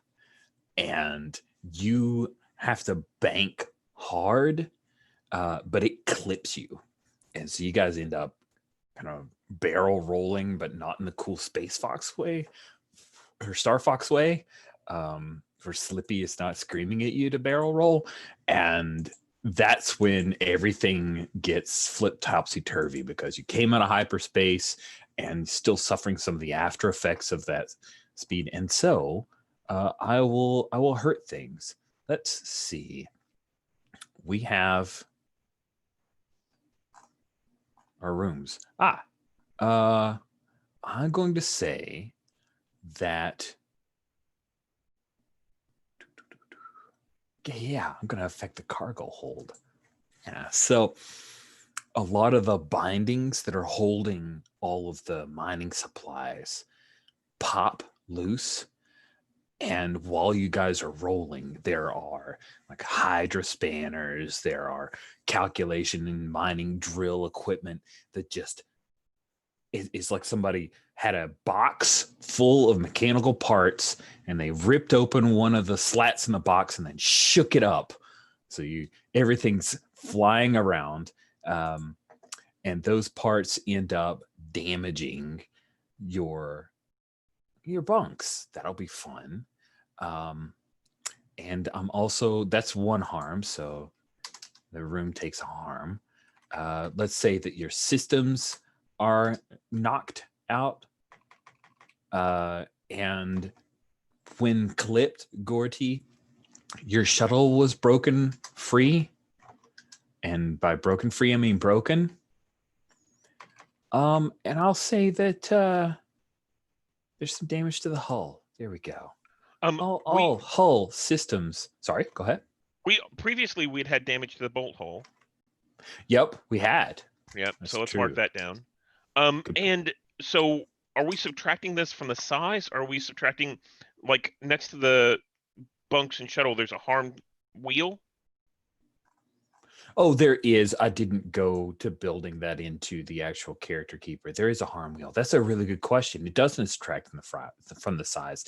It just means I'll just put a thing that says harm, and we'll just say that so size and harm capacity are different things. That's a really good question. Okay. So yeah, the bolt hole's already taken one harm to your shuttle, one harm to your bunks, and a harm to helm and systems. And it's just like screws, bolts, all kinds of things fly throughout the ship when the cargo itself that's like stuck right in the middle of your big hauler breaks loose, and all the mooring and everything breaks out, and it's a mess. She's not looking great. I think that maybe like there's one screw that's stuck into the front console, Celis, and so the display looks kind of warped. If you've ever seen where somebody like accidentally broke an HD TV, and you can't, the signal's all warbled around that particular break from the bolt that's slapped into it. And then you hear over the comms, what were you doing? And it is from the other ship. I could bring you up on charges. I can't believe how much damage you've done to my ship. What do you do, Celis? I turn. I think so. I say sorry, my bad to the other ship. I then click over to Gordy and I say, I think you need to talk to the other ship, to smooth things over. I've fortunately given Daboul more of a job to do on this trip while he repairs things. I'm sure he'll be happy to do that if, well, other than the fact that he's missing half of his tools, that may actually make him more angry. I'll speak with the other ship and try to cool their heads, explain ourselves a bit. Hello. My many apologies, fellow spacefaring vessel. Tell me, what is the name of your ship, and who am I addressing?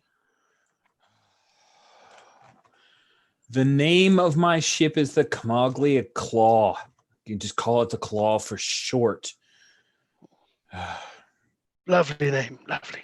My name's Captain Deslock. Who are you? Captain Deslock. We are a team of very down on our luck individuals. We're just real blue collar, salt of the planet sort of people. We're just trying to make our way out here in the space lanes, trying to be efficient with our fuel, cutting a few corners perhaps in the fuel department, just to try to make ends meet. You must know how it is out here for a working fellow. It's not easy. I wish that I had unlimited fuel supplies to take the most ideal routes out here in space, but things happen. I am 1,000 apologies extended to you for this inconvenience. Listen, we all got it hard around here. And then he pauses, and this is where I ask for you to make a roll. Because he may offer up something nice, or amenable, or he may say, but. So I think you're trying to fast talk him, so roll plus face. Yeah. I mean, poor little me. I mean, you should see what happened to my portrait of my dear great aunt. Did you guys keep that gonk droid from Glomgum? Okay. We'll need to stick that in our NPCs. It says gonk. Oh no. That's only a 5. Oh, do you want to call for help? Yeah, I do. So Celis is flying, so I think Daboul is the only one who can help here. Can you give them any kind of reassurance? We could possibly repair their ship, or reassure them the damage is only cosmetic. What do you think, Daboul? Well, I can't speak to the damage that they suffered. But perhaps we we suggest that it was an error of a mechanical failure, and they'll be more forgiving, perhaps, while we work this out. Indeed. So maybe DeBull just kind of like speaks loudly so it's heard on the comm. Oh, boss, something busted in the ship. I think it sent us spinning, and I think, do we clip something afterwards? That's terrible. Oh, geez, oh dang. Oh, the force and an act of the force. How far do you want to push it up, helper? Let's see. What's our relationship, Gordy? 2. I'll push it up. I'll push it up 2. Right? I mean, get it out of that spot. Yeah. So what's the lowest of your 2 heat? Because you automatically get that as help. It's 2. We both have 2 with each other. Oh, okay. So you're getting the 2, and you don't want to take any extra consequences. So you push it from a 5 to a 7. Is that what we're good with? I think so. I think we're fine with that. Okay. We already have a lot of consequences kind of stacking on ourselves right now.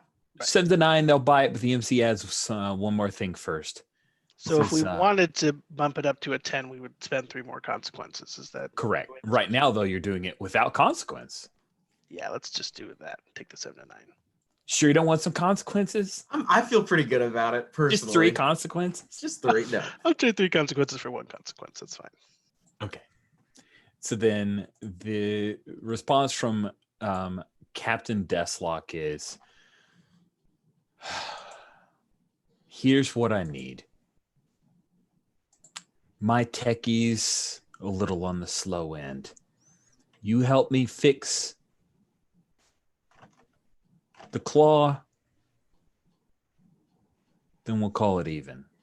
I mean, she's got a few dents in it, just like your, was it Bantha? Is that what you, looks like you're the smokiest of banthas, let me tell you. Truly a sight to behold, even in its poor, dilapidated state as we see it now. I'm sure. Yeah. So yeah, send that techie of yours over here. Let's get this thing to work. Now, effectively what he's asking for is help me repair my ship. Right. Not worrying about the cosmetic damage, but he took some hit as well. We'll say that maybe there's like short off part of his landing gear. So that's why he's really concerned. So he's saying send your guy or guys, if you have more, over and help me out, and we'll call it whatever. You owe me an Alderani ale sometime down the road. So looking out of like the viewport and seeing the ship or running its name in the database, whatever, it's clear that this is like an authority ship.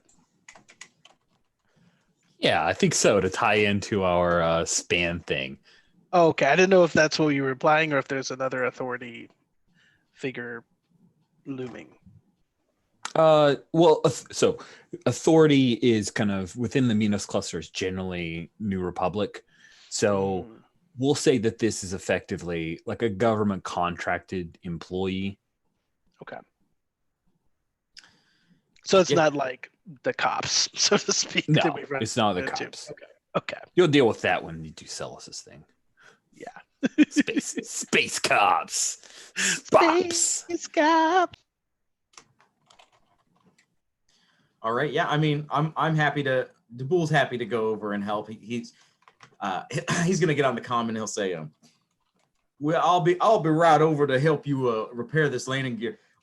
If I may, do you have tools there that I may use, just so I don't have to track across the span with so many things." Use but not take. You hear another person come over the comms.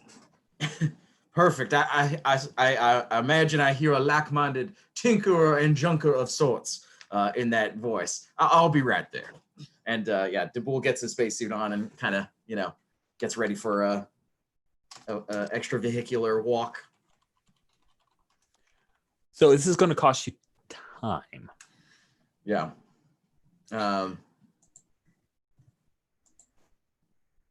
So I think while the repairs, what I'd like to do is see if you can act fast to pull this off. Okay. Right.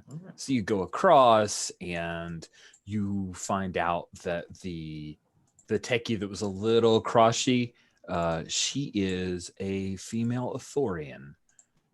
And she's a Classic. little surprised that, I didn't know there were other Ithorian techies in the Minos cluster. We should talk shop when that is your challenge. So go ahead and act fast. When you act fast to avoid danger, rush to a goal, roll plus gut.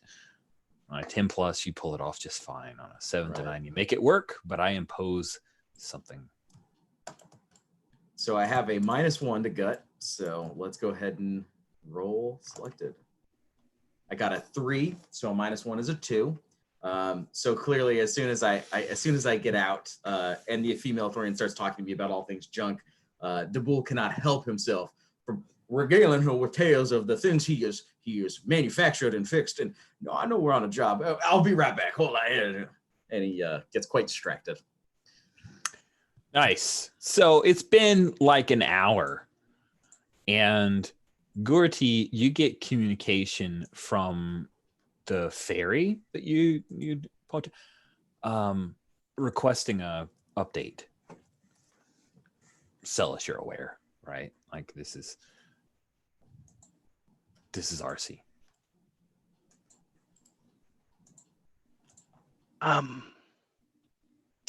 Yes, I understand that we have a sensitive timetable, and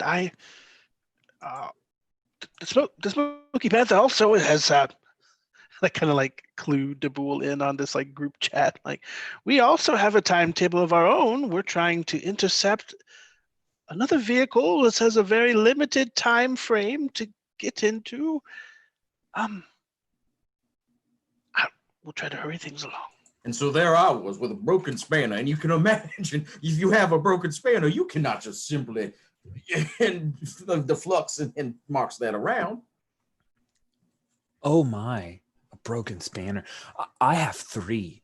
And then she opens up her kit and she shows this one was a present on my life day, and this one here I got it's sentimental because Palpatine was killed in the big celebration. I happened to be on Coruscant at the time. They were toppling the statue, and I was right by this junk shop. And she's just telling. Wow, that what happened to my last spanner? My got back on the ship, broke it, and then he sent me out to fix it. Can you believe these people? They don't respect our talents. I say, what was your name again?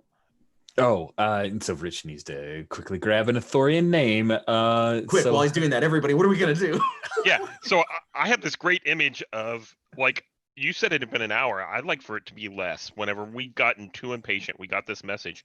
Sure. And then I think the two of you are bantering, and something comes over the comm and it says, "We'll be right back," and the ship takes off, right, leaving you there, and we'll just go pick up Darcy and then come back. Oh, I love it. Yeah, that's great. And Daboul's like, he doesn't care. Oh, that's great. That is awesome. So she says, "My name's Ronil." Oh, Ronil, that is a lovely name. My name is Daboul. It's wonderful to meet you.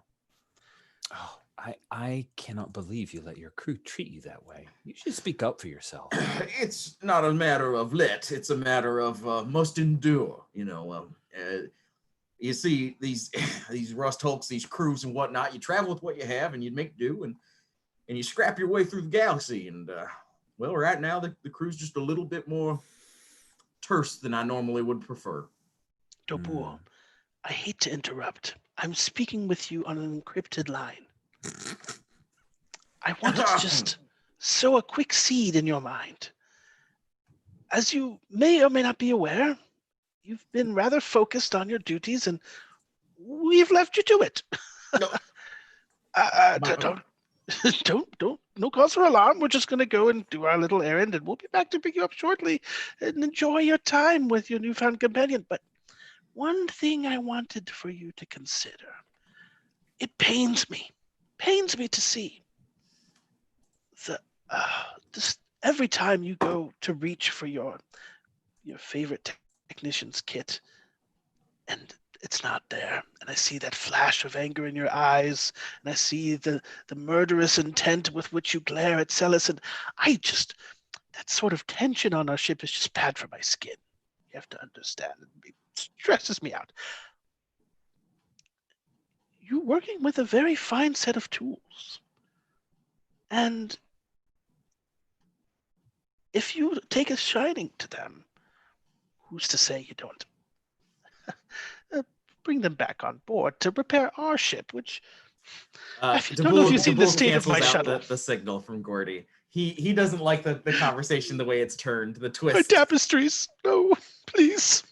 He is abhorred at the idea that Gordy would suggest to try and take another worker's tools. That the tools are their lifeblood, it's their heart. But it's an interesting thought, and they do have so many. So yeah, It's true. She has extra. The others are of sentimental value, and just in case, it never hurts. Yeah. So maybe Daboul, as the work continues, we can fast forward through that and go to those guys. But perhaps as the work continues, Daboul's kind of hamming it up. Maybe he's trying to get a little bit closer to. Yeah. And maybe perhaps just making a friend, but perhaps making a companion. Perhaps nice. making a friend for the ages, Ronil. Well, I mean, I think we're going to call it a fast talk because that's the way this game works. I like it. Let's see. Fast Roll talk with face. Face. Oh, I'm sure I have a great face. What with my big hammer head? I have a 0. I'll take it. All right. Oh dear. 8.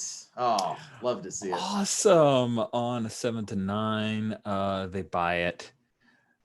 Let's see. They're uncertain, not ready to go one way or the other. They want something extra on top of what you already get. Here's go. Okay. So I'm totally stealing from Farscape.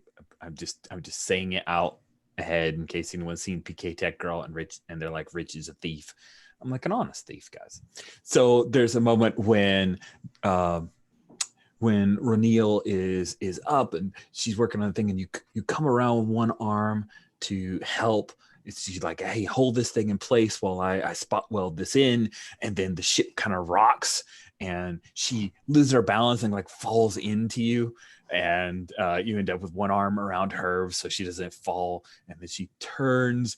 I don't know how Athorians kiss, but yeah, we totally have an Athorian on Athorian kiss. It's like, wow, that's a weird thing, and she's into it. We should take a break, and she wants to hook up. Like, she's just ready for us to go to the point of veiling this. Are you in for it, or a little worried about how quickly this has gone?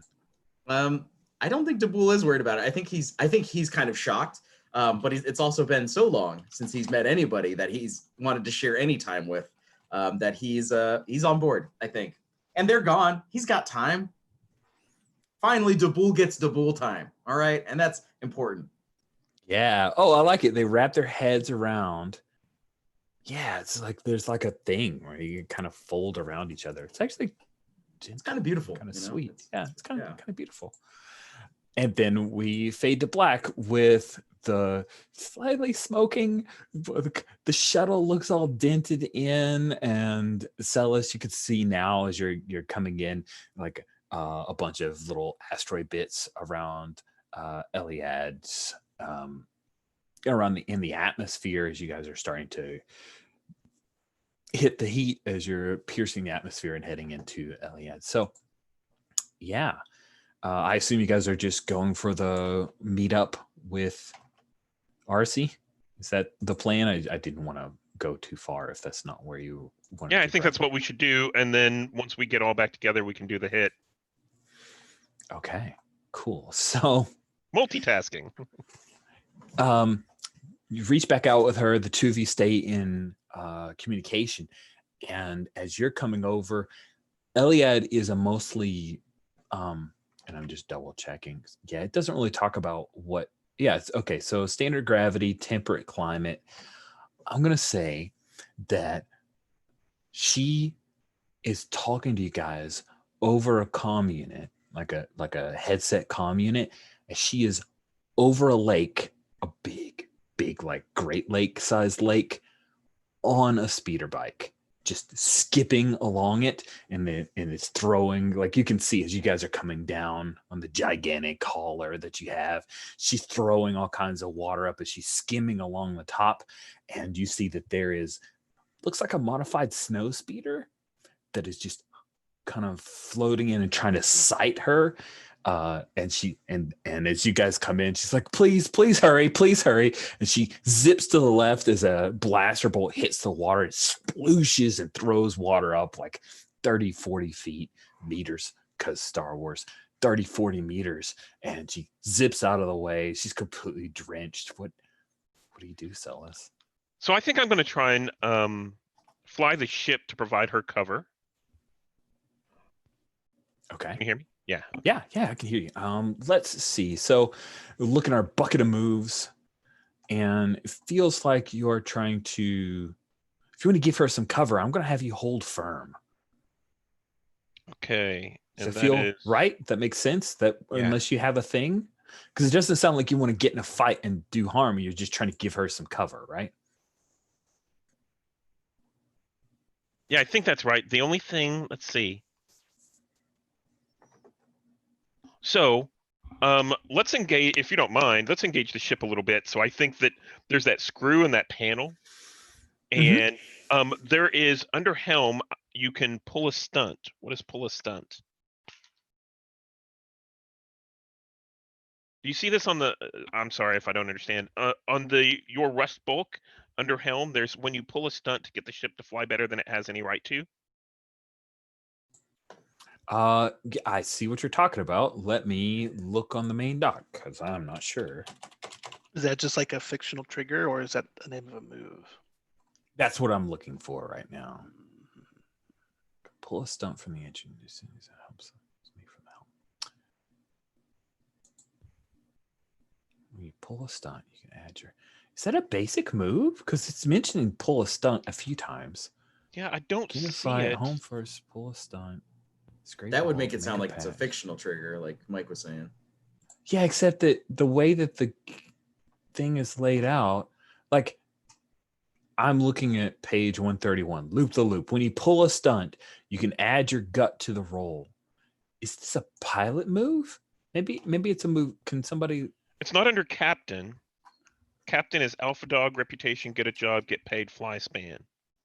Okay.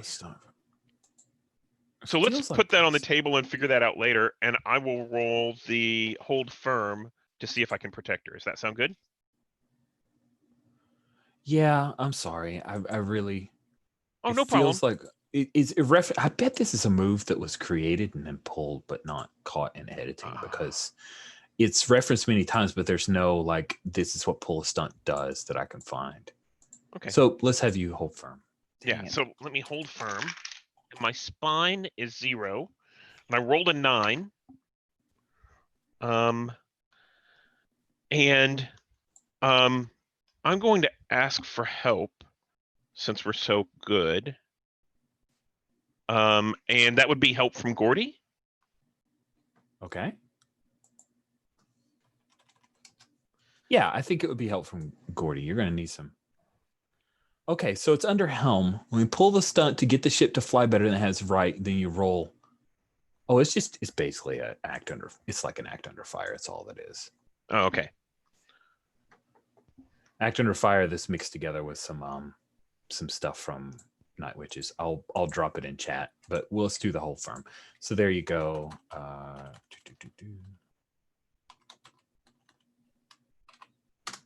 There. That's what pull stunt does. Okay. Sorry, I couldn't let go. I'm sorry. Let's go again. What was your result? I got a 9 for hold firm. Okay. Total. And I think I'm gonna see if I can get help from Gordy somehow. Gordy's the only one available, so yeah. Gordy, what's your relationship between the two of you guys? The lowest is 1 heat on Celis' side, so that applies and brings us to a 10, I think. And we are taught. Yep, so it's good. No consequences. That's fantastic. So you move the bantha in the way of this modified snow speeder, and you're hearing the comms say, this is New Republic. Pilot 4356, I am in pursuit of a person of interest. Please move out of my way, unknown freighter. And I'm going to reply back. I'm having some trouble with my controls. The ship broke coming in, leaving light speed. And, I left my repair guide trying to repair, take care of other things. So give me just a second to get the ship under control. In the meantime, I think Gordy You have 2 seconds, and then I will fire upon you, get you out of my way. And I'm going to wobble a little bit to kind of hit the water and dip in. And Meanwhile, I'm lowering the kind of landing ramp, and I'm out there on my hover spear, like. All right, let's see if you can Come act fast on, to get. Grab my hand. Give me an act fast, there, Gorty. Okay. Oh boy. Something. If you well fail, known you are for. going to fall out. Yes. Oh no. Act fast is with guts. I think I took decent gut as sort of a joke. Yes, +1. Okay. The bit pays off. Re-rolling these 2. Cool. Not quite enough. That's a 4. XP. Yeah, so mark that XP. By the way, you guys should all have advances. You only need 6 XP, and I haven't seen any made rolls in a while. I'm getting close. So you reach your hand out, and what she does is she's like skimming along, and she actually banks hard, and then flips the thing up, like bounces off of a wave, and just shoots for the cargo hold, like towards you. And yeah, you caught in it as she comes over, and water like drips down, and then sure enough, little hut, you like sploosh, and you hear Celis, you hear RC's voice. She's like, I'm in, let's go. Oh well, your hut buddy fell. And then she's closing the door. Okay, so I think Celis, Celis moves the ship. So he knows a little bit about what's going on, right? He moves the ship. She moves the ship because did RC jump off of the RC swoop bike? basically stunted the bike and flew into the hold, crashing it. It's definitely going to need to be repaired. And now she is in the process of like probably going to pull up the gangway, like close up the ship, because she thinks you guys need to. Okay. Go to I'm gonna space. I'm gonna get on the comms to Gorty, and I'm gonna say, Gorty, do you think you can talk to the authorities that it was a mistaken identity? Celis? Okay. Celis, what are you doing here? I think I'm gonna pull the ship up and out of the way. And see. So Gorty isn't going to go under. He has his hover sled, right? Okay. I think Gorty could probably recover the hover sled. As long as there's not any drowning or anything, then I think I'm okay. I'm gonna. They don't have any lake sharks here. Yeah, I'm gonna back up out of the way and see how this goes. And if I need to come in, I'll come. I'm gonna over the comms come in and say, Gorty, I'll come. I've got your back, but I'm gonna get out of the way. You do your talky thing, and I'm gonna see if he can't talk his way out of this. You're gonna let Gorty talk his way out of this? That's great. And basically say, "Oh, sorry, I got in the way to the authorities. Sorry, I got in the way, and I'm pulling back. And I'll let me get my repairs underway, and I'll do what I can. And the person you're looking for is right there, and kind of give them coordinates where Gorty is, and we'll see what happens." My favorite thing right now is that Steven's like, they're rolling really bad. I don't want to have to roll. I'll let them keep rolling. Oh, I will roll for you. I'm going to roll poorly. It's just, I have no idea what to do. Things are so messed up. So just so I'm clear, you're basically selling out Gorty as if Gorty is Darcy or RC. You're kind of saying, oh yeah, there I dropped the ping. This is where your person you're after is, kind of deal. Is that? I'm hoping. So mechanically, what I'm hoping is that we can take Darcy, and the authorities see that they were chasing after the wrong person, and let everyone go, and then we all get out.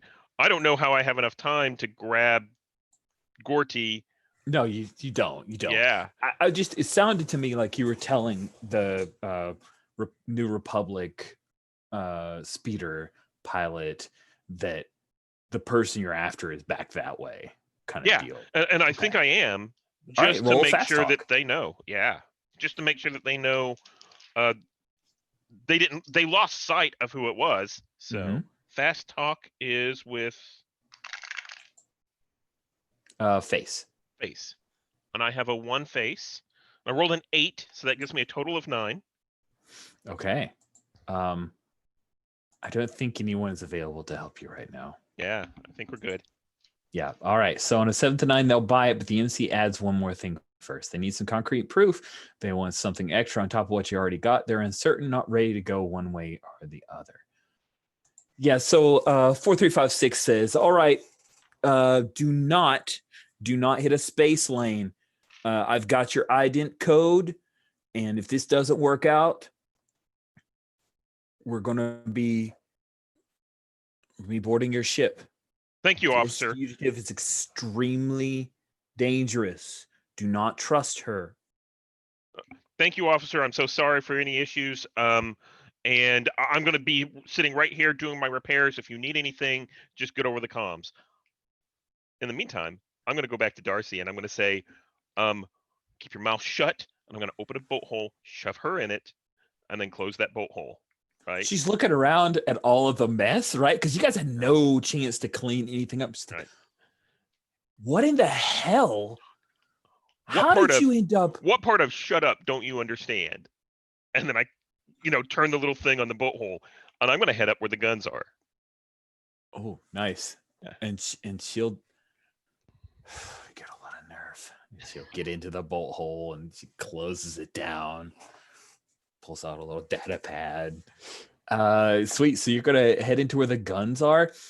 We cut to the speeder kind of hovering and lowering down towards you, Gorty, and you're all water drenched and you're on your little hover sled thing. You can hover above the water, you're fine, but it's a mile either way to a shore. And this, basically imagine snow speeder is like lowering its way down. It's got the New Republic emblazoned on it. It looks pretty good. And yeah, the guy's he's talking.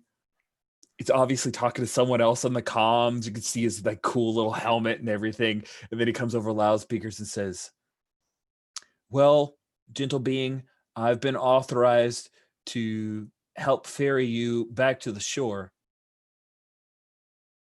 Did you happen to see a Twi'lek? So, Stephen, just so I make sure I'm telling the right kind of lies, the idea is just supposed to be I'm a hapless innocent, or am I trying to masquerade myself as RC or Darcy to try to? Oh, it's whatever you want to do.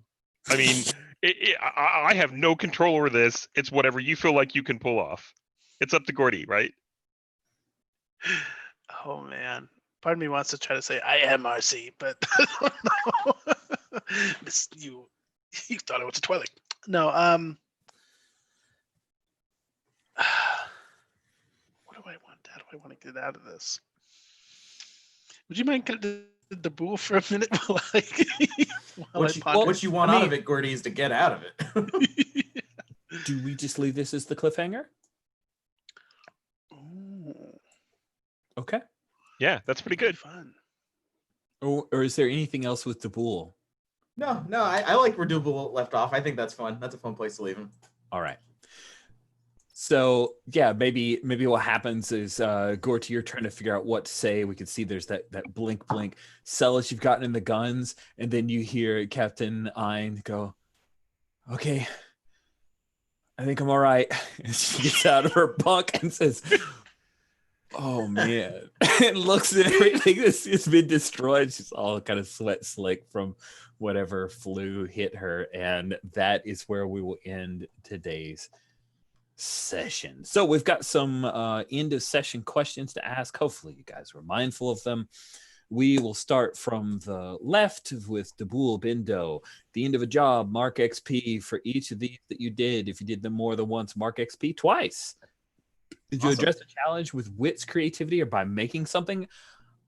I think so. I think so. Right. The making something, even though we didn't have you make any rolls, you were fixing the ship, the claw.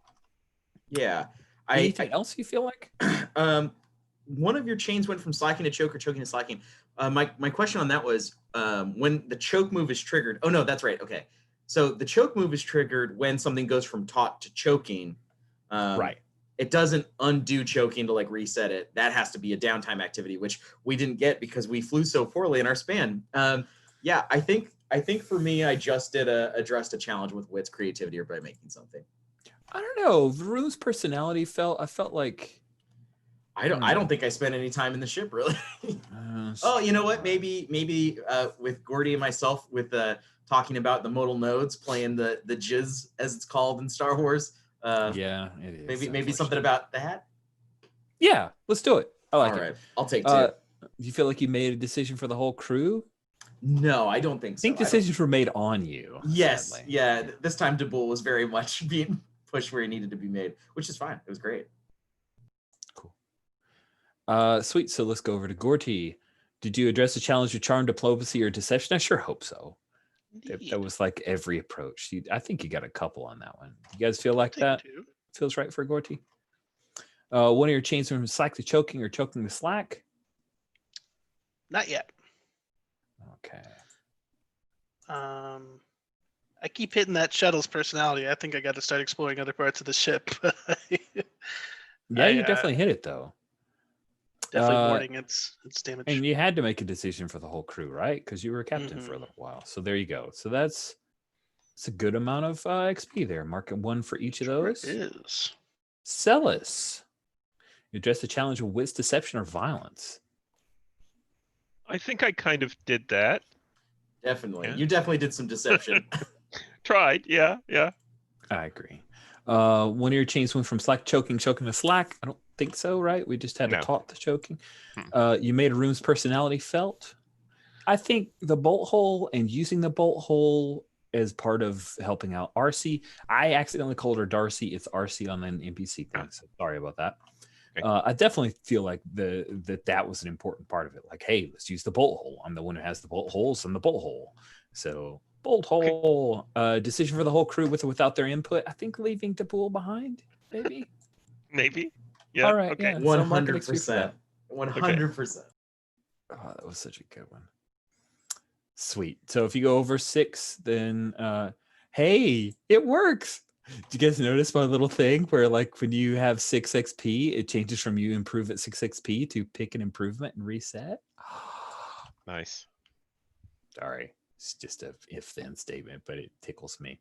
I need to do Cute. a color coding too.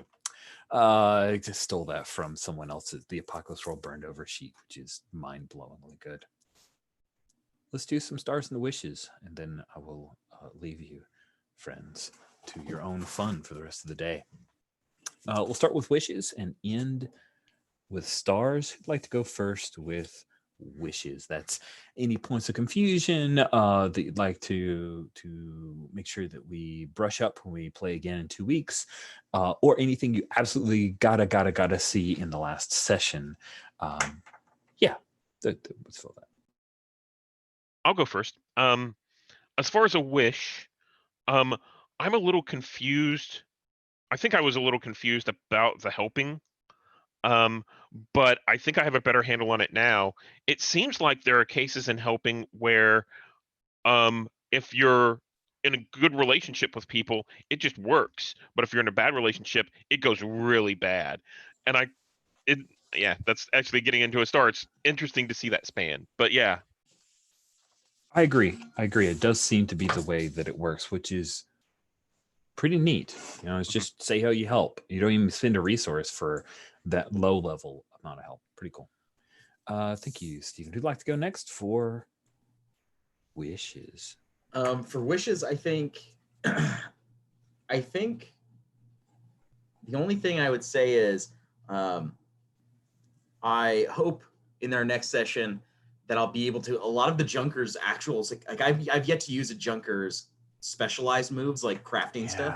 And so I'd like to get that chance, but I think, we just haven't had the opportunity, because in the moments where we would be there, we're kind of time crunched. So the time hasn't really come up for it.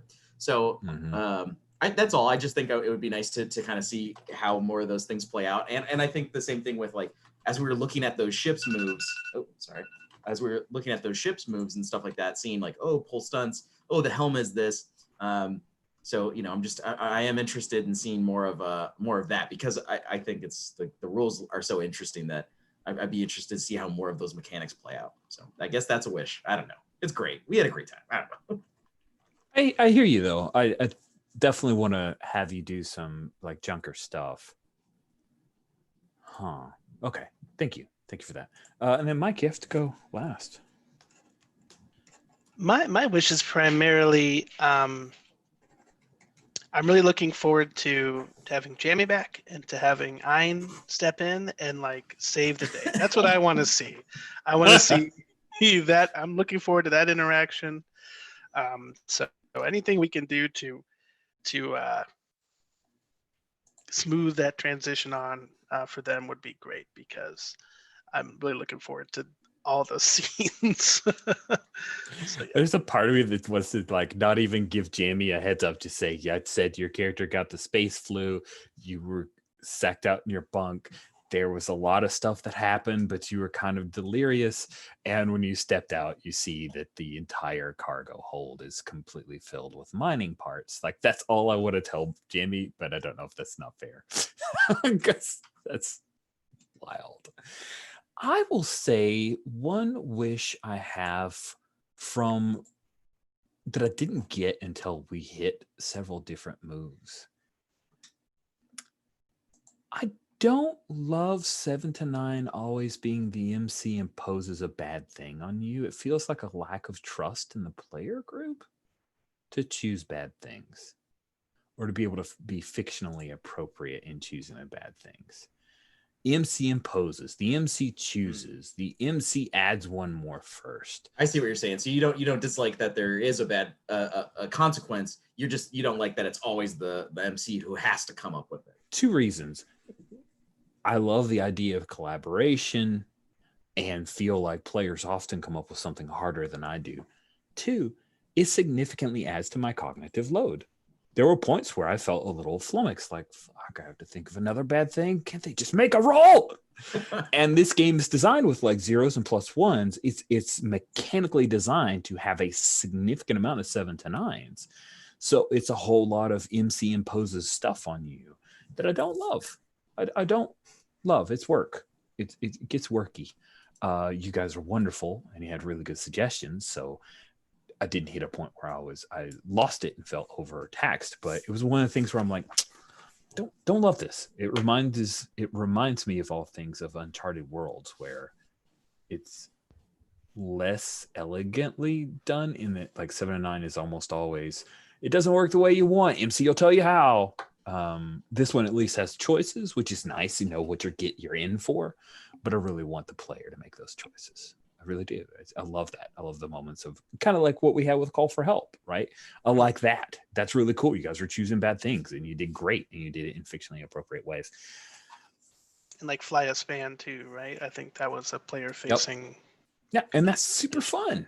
And I don't know why it has to be the MC imposes the thing. I mean, I get it on like intimidating and fast talking, but things that are like not people, for some reason, it's like less fictionally worrisome to me. And it might be something that we can literally just scratch out. MC makes a decision and say, player makes a decision, and it's the same list. Yeah. I think Rust Hulk's 2.0 that I run again will probably have that in there. I want to mention a couple of things. One is you put in the whatever the move was for the helm, into the chat. I copied that into the moves thing Oh, for thank the you. West Hulk. Thank And the you. second thing was, I noticed as I was copying that stuff in, I looked at bolt holes, and there's a move to hide people in bolt holes. So I wrote down on my note, in the notes section, when we start up in a couple of weeks, to use that move for hiding RC if we need to. So I just wanted Fun. to say it out loud so I remembered it. But yeah. Thank you. Yeah. That's really kind of cool. I worry that there's a little bit of move glut. Like there's so many moves. It seems like I agree. It seems like the game is pushing us towards a lot of different moves that are happening in the ship. Like I didn't even realize about any of these moves that are on the ship sheet until I went over there and was like, oh look, there's this whole right-hand side. What does that mean? Oh, there's all these weird moves and they swap out with get a job and all these other things. And I was like, you're exactly right. It seems like there's a lot of moves here for this game. Yeah. Good. So, Mike, you were the last to go for wishes. You get to be the first for stars. Oh boy, this was a great session, you guys. I had a blast. Oh man. Some of my favorite moments were excellent characterization and voice work from Rich with the voice modulator was fun. Pulling out some Rhodian, that was sick. That felt real. I was a huge fan of the confrontation with Celis and Daboul. I don't know if that was fully within the rules because it went from choking to choking, but I think that they should include that in the rules because I want to see people, if you're still choking, if you still haven't resolved it, like it's going to keep coming to a head. And I thought that was just a great little scene. And that's one of the things I've been looking forward to. I think that was one of my previous wishes. So thank you both for delivering on my wish. That was awesome. Good stuff. And next, Cody, what stars did you have? Yeah, stars. I think Rich. You mentioned it being really tough to come up with all these MC imposes things, but stars to everybody for I guess rolling poorly and having such a fun environment come about of it. I think it was very fun, kind of going through these failures and seeing what came of them. In ways that other games you can just be like, you can feel so beaten down by failing to succeed, but this, I never felt like we failed. It's just like, okay, this is getting more complicated. Oh, I'm in a rough spot now. And so having Steven and Celis go, oh, we're leaving, we're out of here, and it's like, yeah, you know what, Daboul should just be left like in space, like he's taking forever.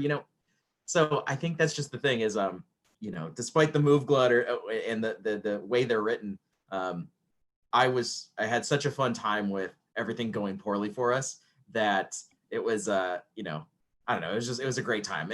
And Gordy, Mike stepping up to the plate, to be the leader and really being the face of the team for a lot of stuff that I don't think we anticipated last time, to have all these conversations with the Rhodians, conversations with these guys. Gordy's a treat, and you did a great job. Yeah, everything was great. It was a great session.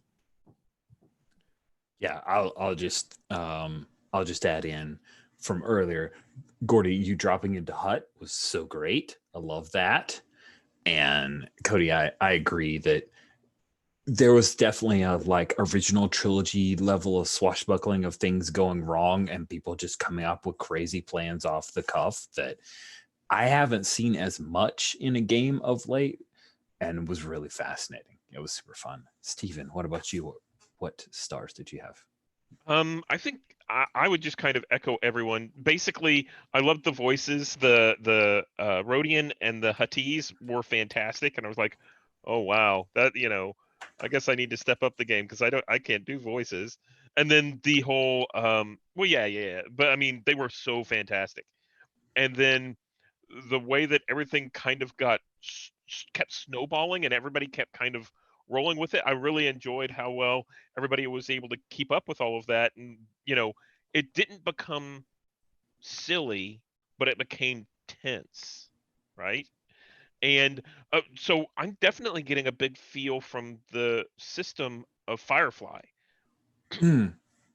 Especially after I noticed these moves for the ship, I was like, oh, it's like the ship is a whole nother playbook or a whole nother character. And I'm like, That's a real good point. and I was like, oh, this would make. So I think in my mind, I'm kind of saying, okay, how would my character play in a Firefly world and the Star Wars world, right? And kind of coming at it from that direction. It's really interesting. So I think these rules, at least, if I ever run anything that's Firefly related, this might be the set that I go to. That's really sharp. That's a Yeah. good call. I was getting a lot of Farscape out of it because like Firefly had Mal and Adam Baldwin's character. Crap. The gun lugger. Jane. Thank you. Mal and Jane had a lot of animosity. Mal and Anara had some like snippiness going on. But like at Farscape, the principal characters were literally at each other's throats. And so that whole choking relationship felt, let's just say Gorty was giving me some serious like Rigel feels, which is a good thing. And but yeah, I think the Farscape with the whole ship mechanics, I think that's a really on point observation. Oh, it was fun. That was fun. Well, we are at time, friends. Now, 2 weeks. So in 2 weeks, we will pick this up, bring it to a close. It turns out there'll be one job with several little jobs and lots of adventures on the way, which is kind of cool. So I will bring the stream to a close. Thank you all so much for playing. Really appreciate it. See you in a couple weeks.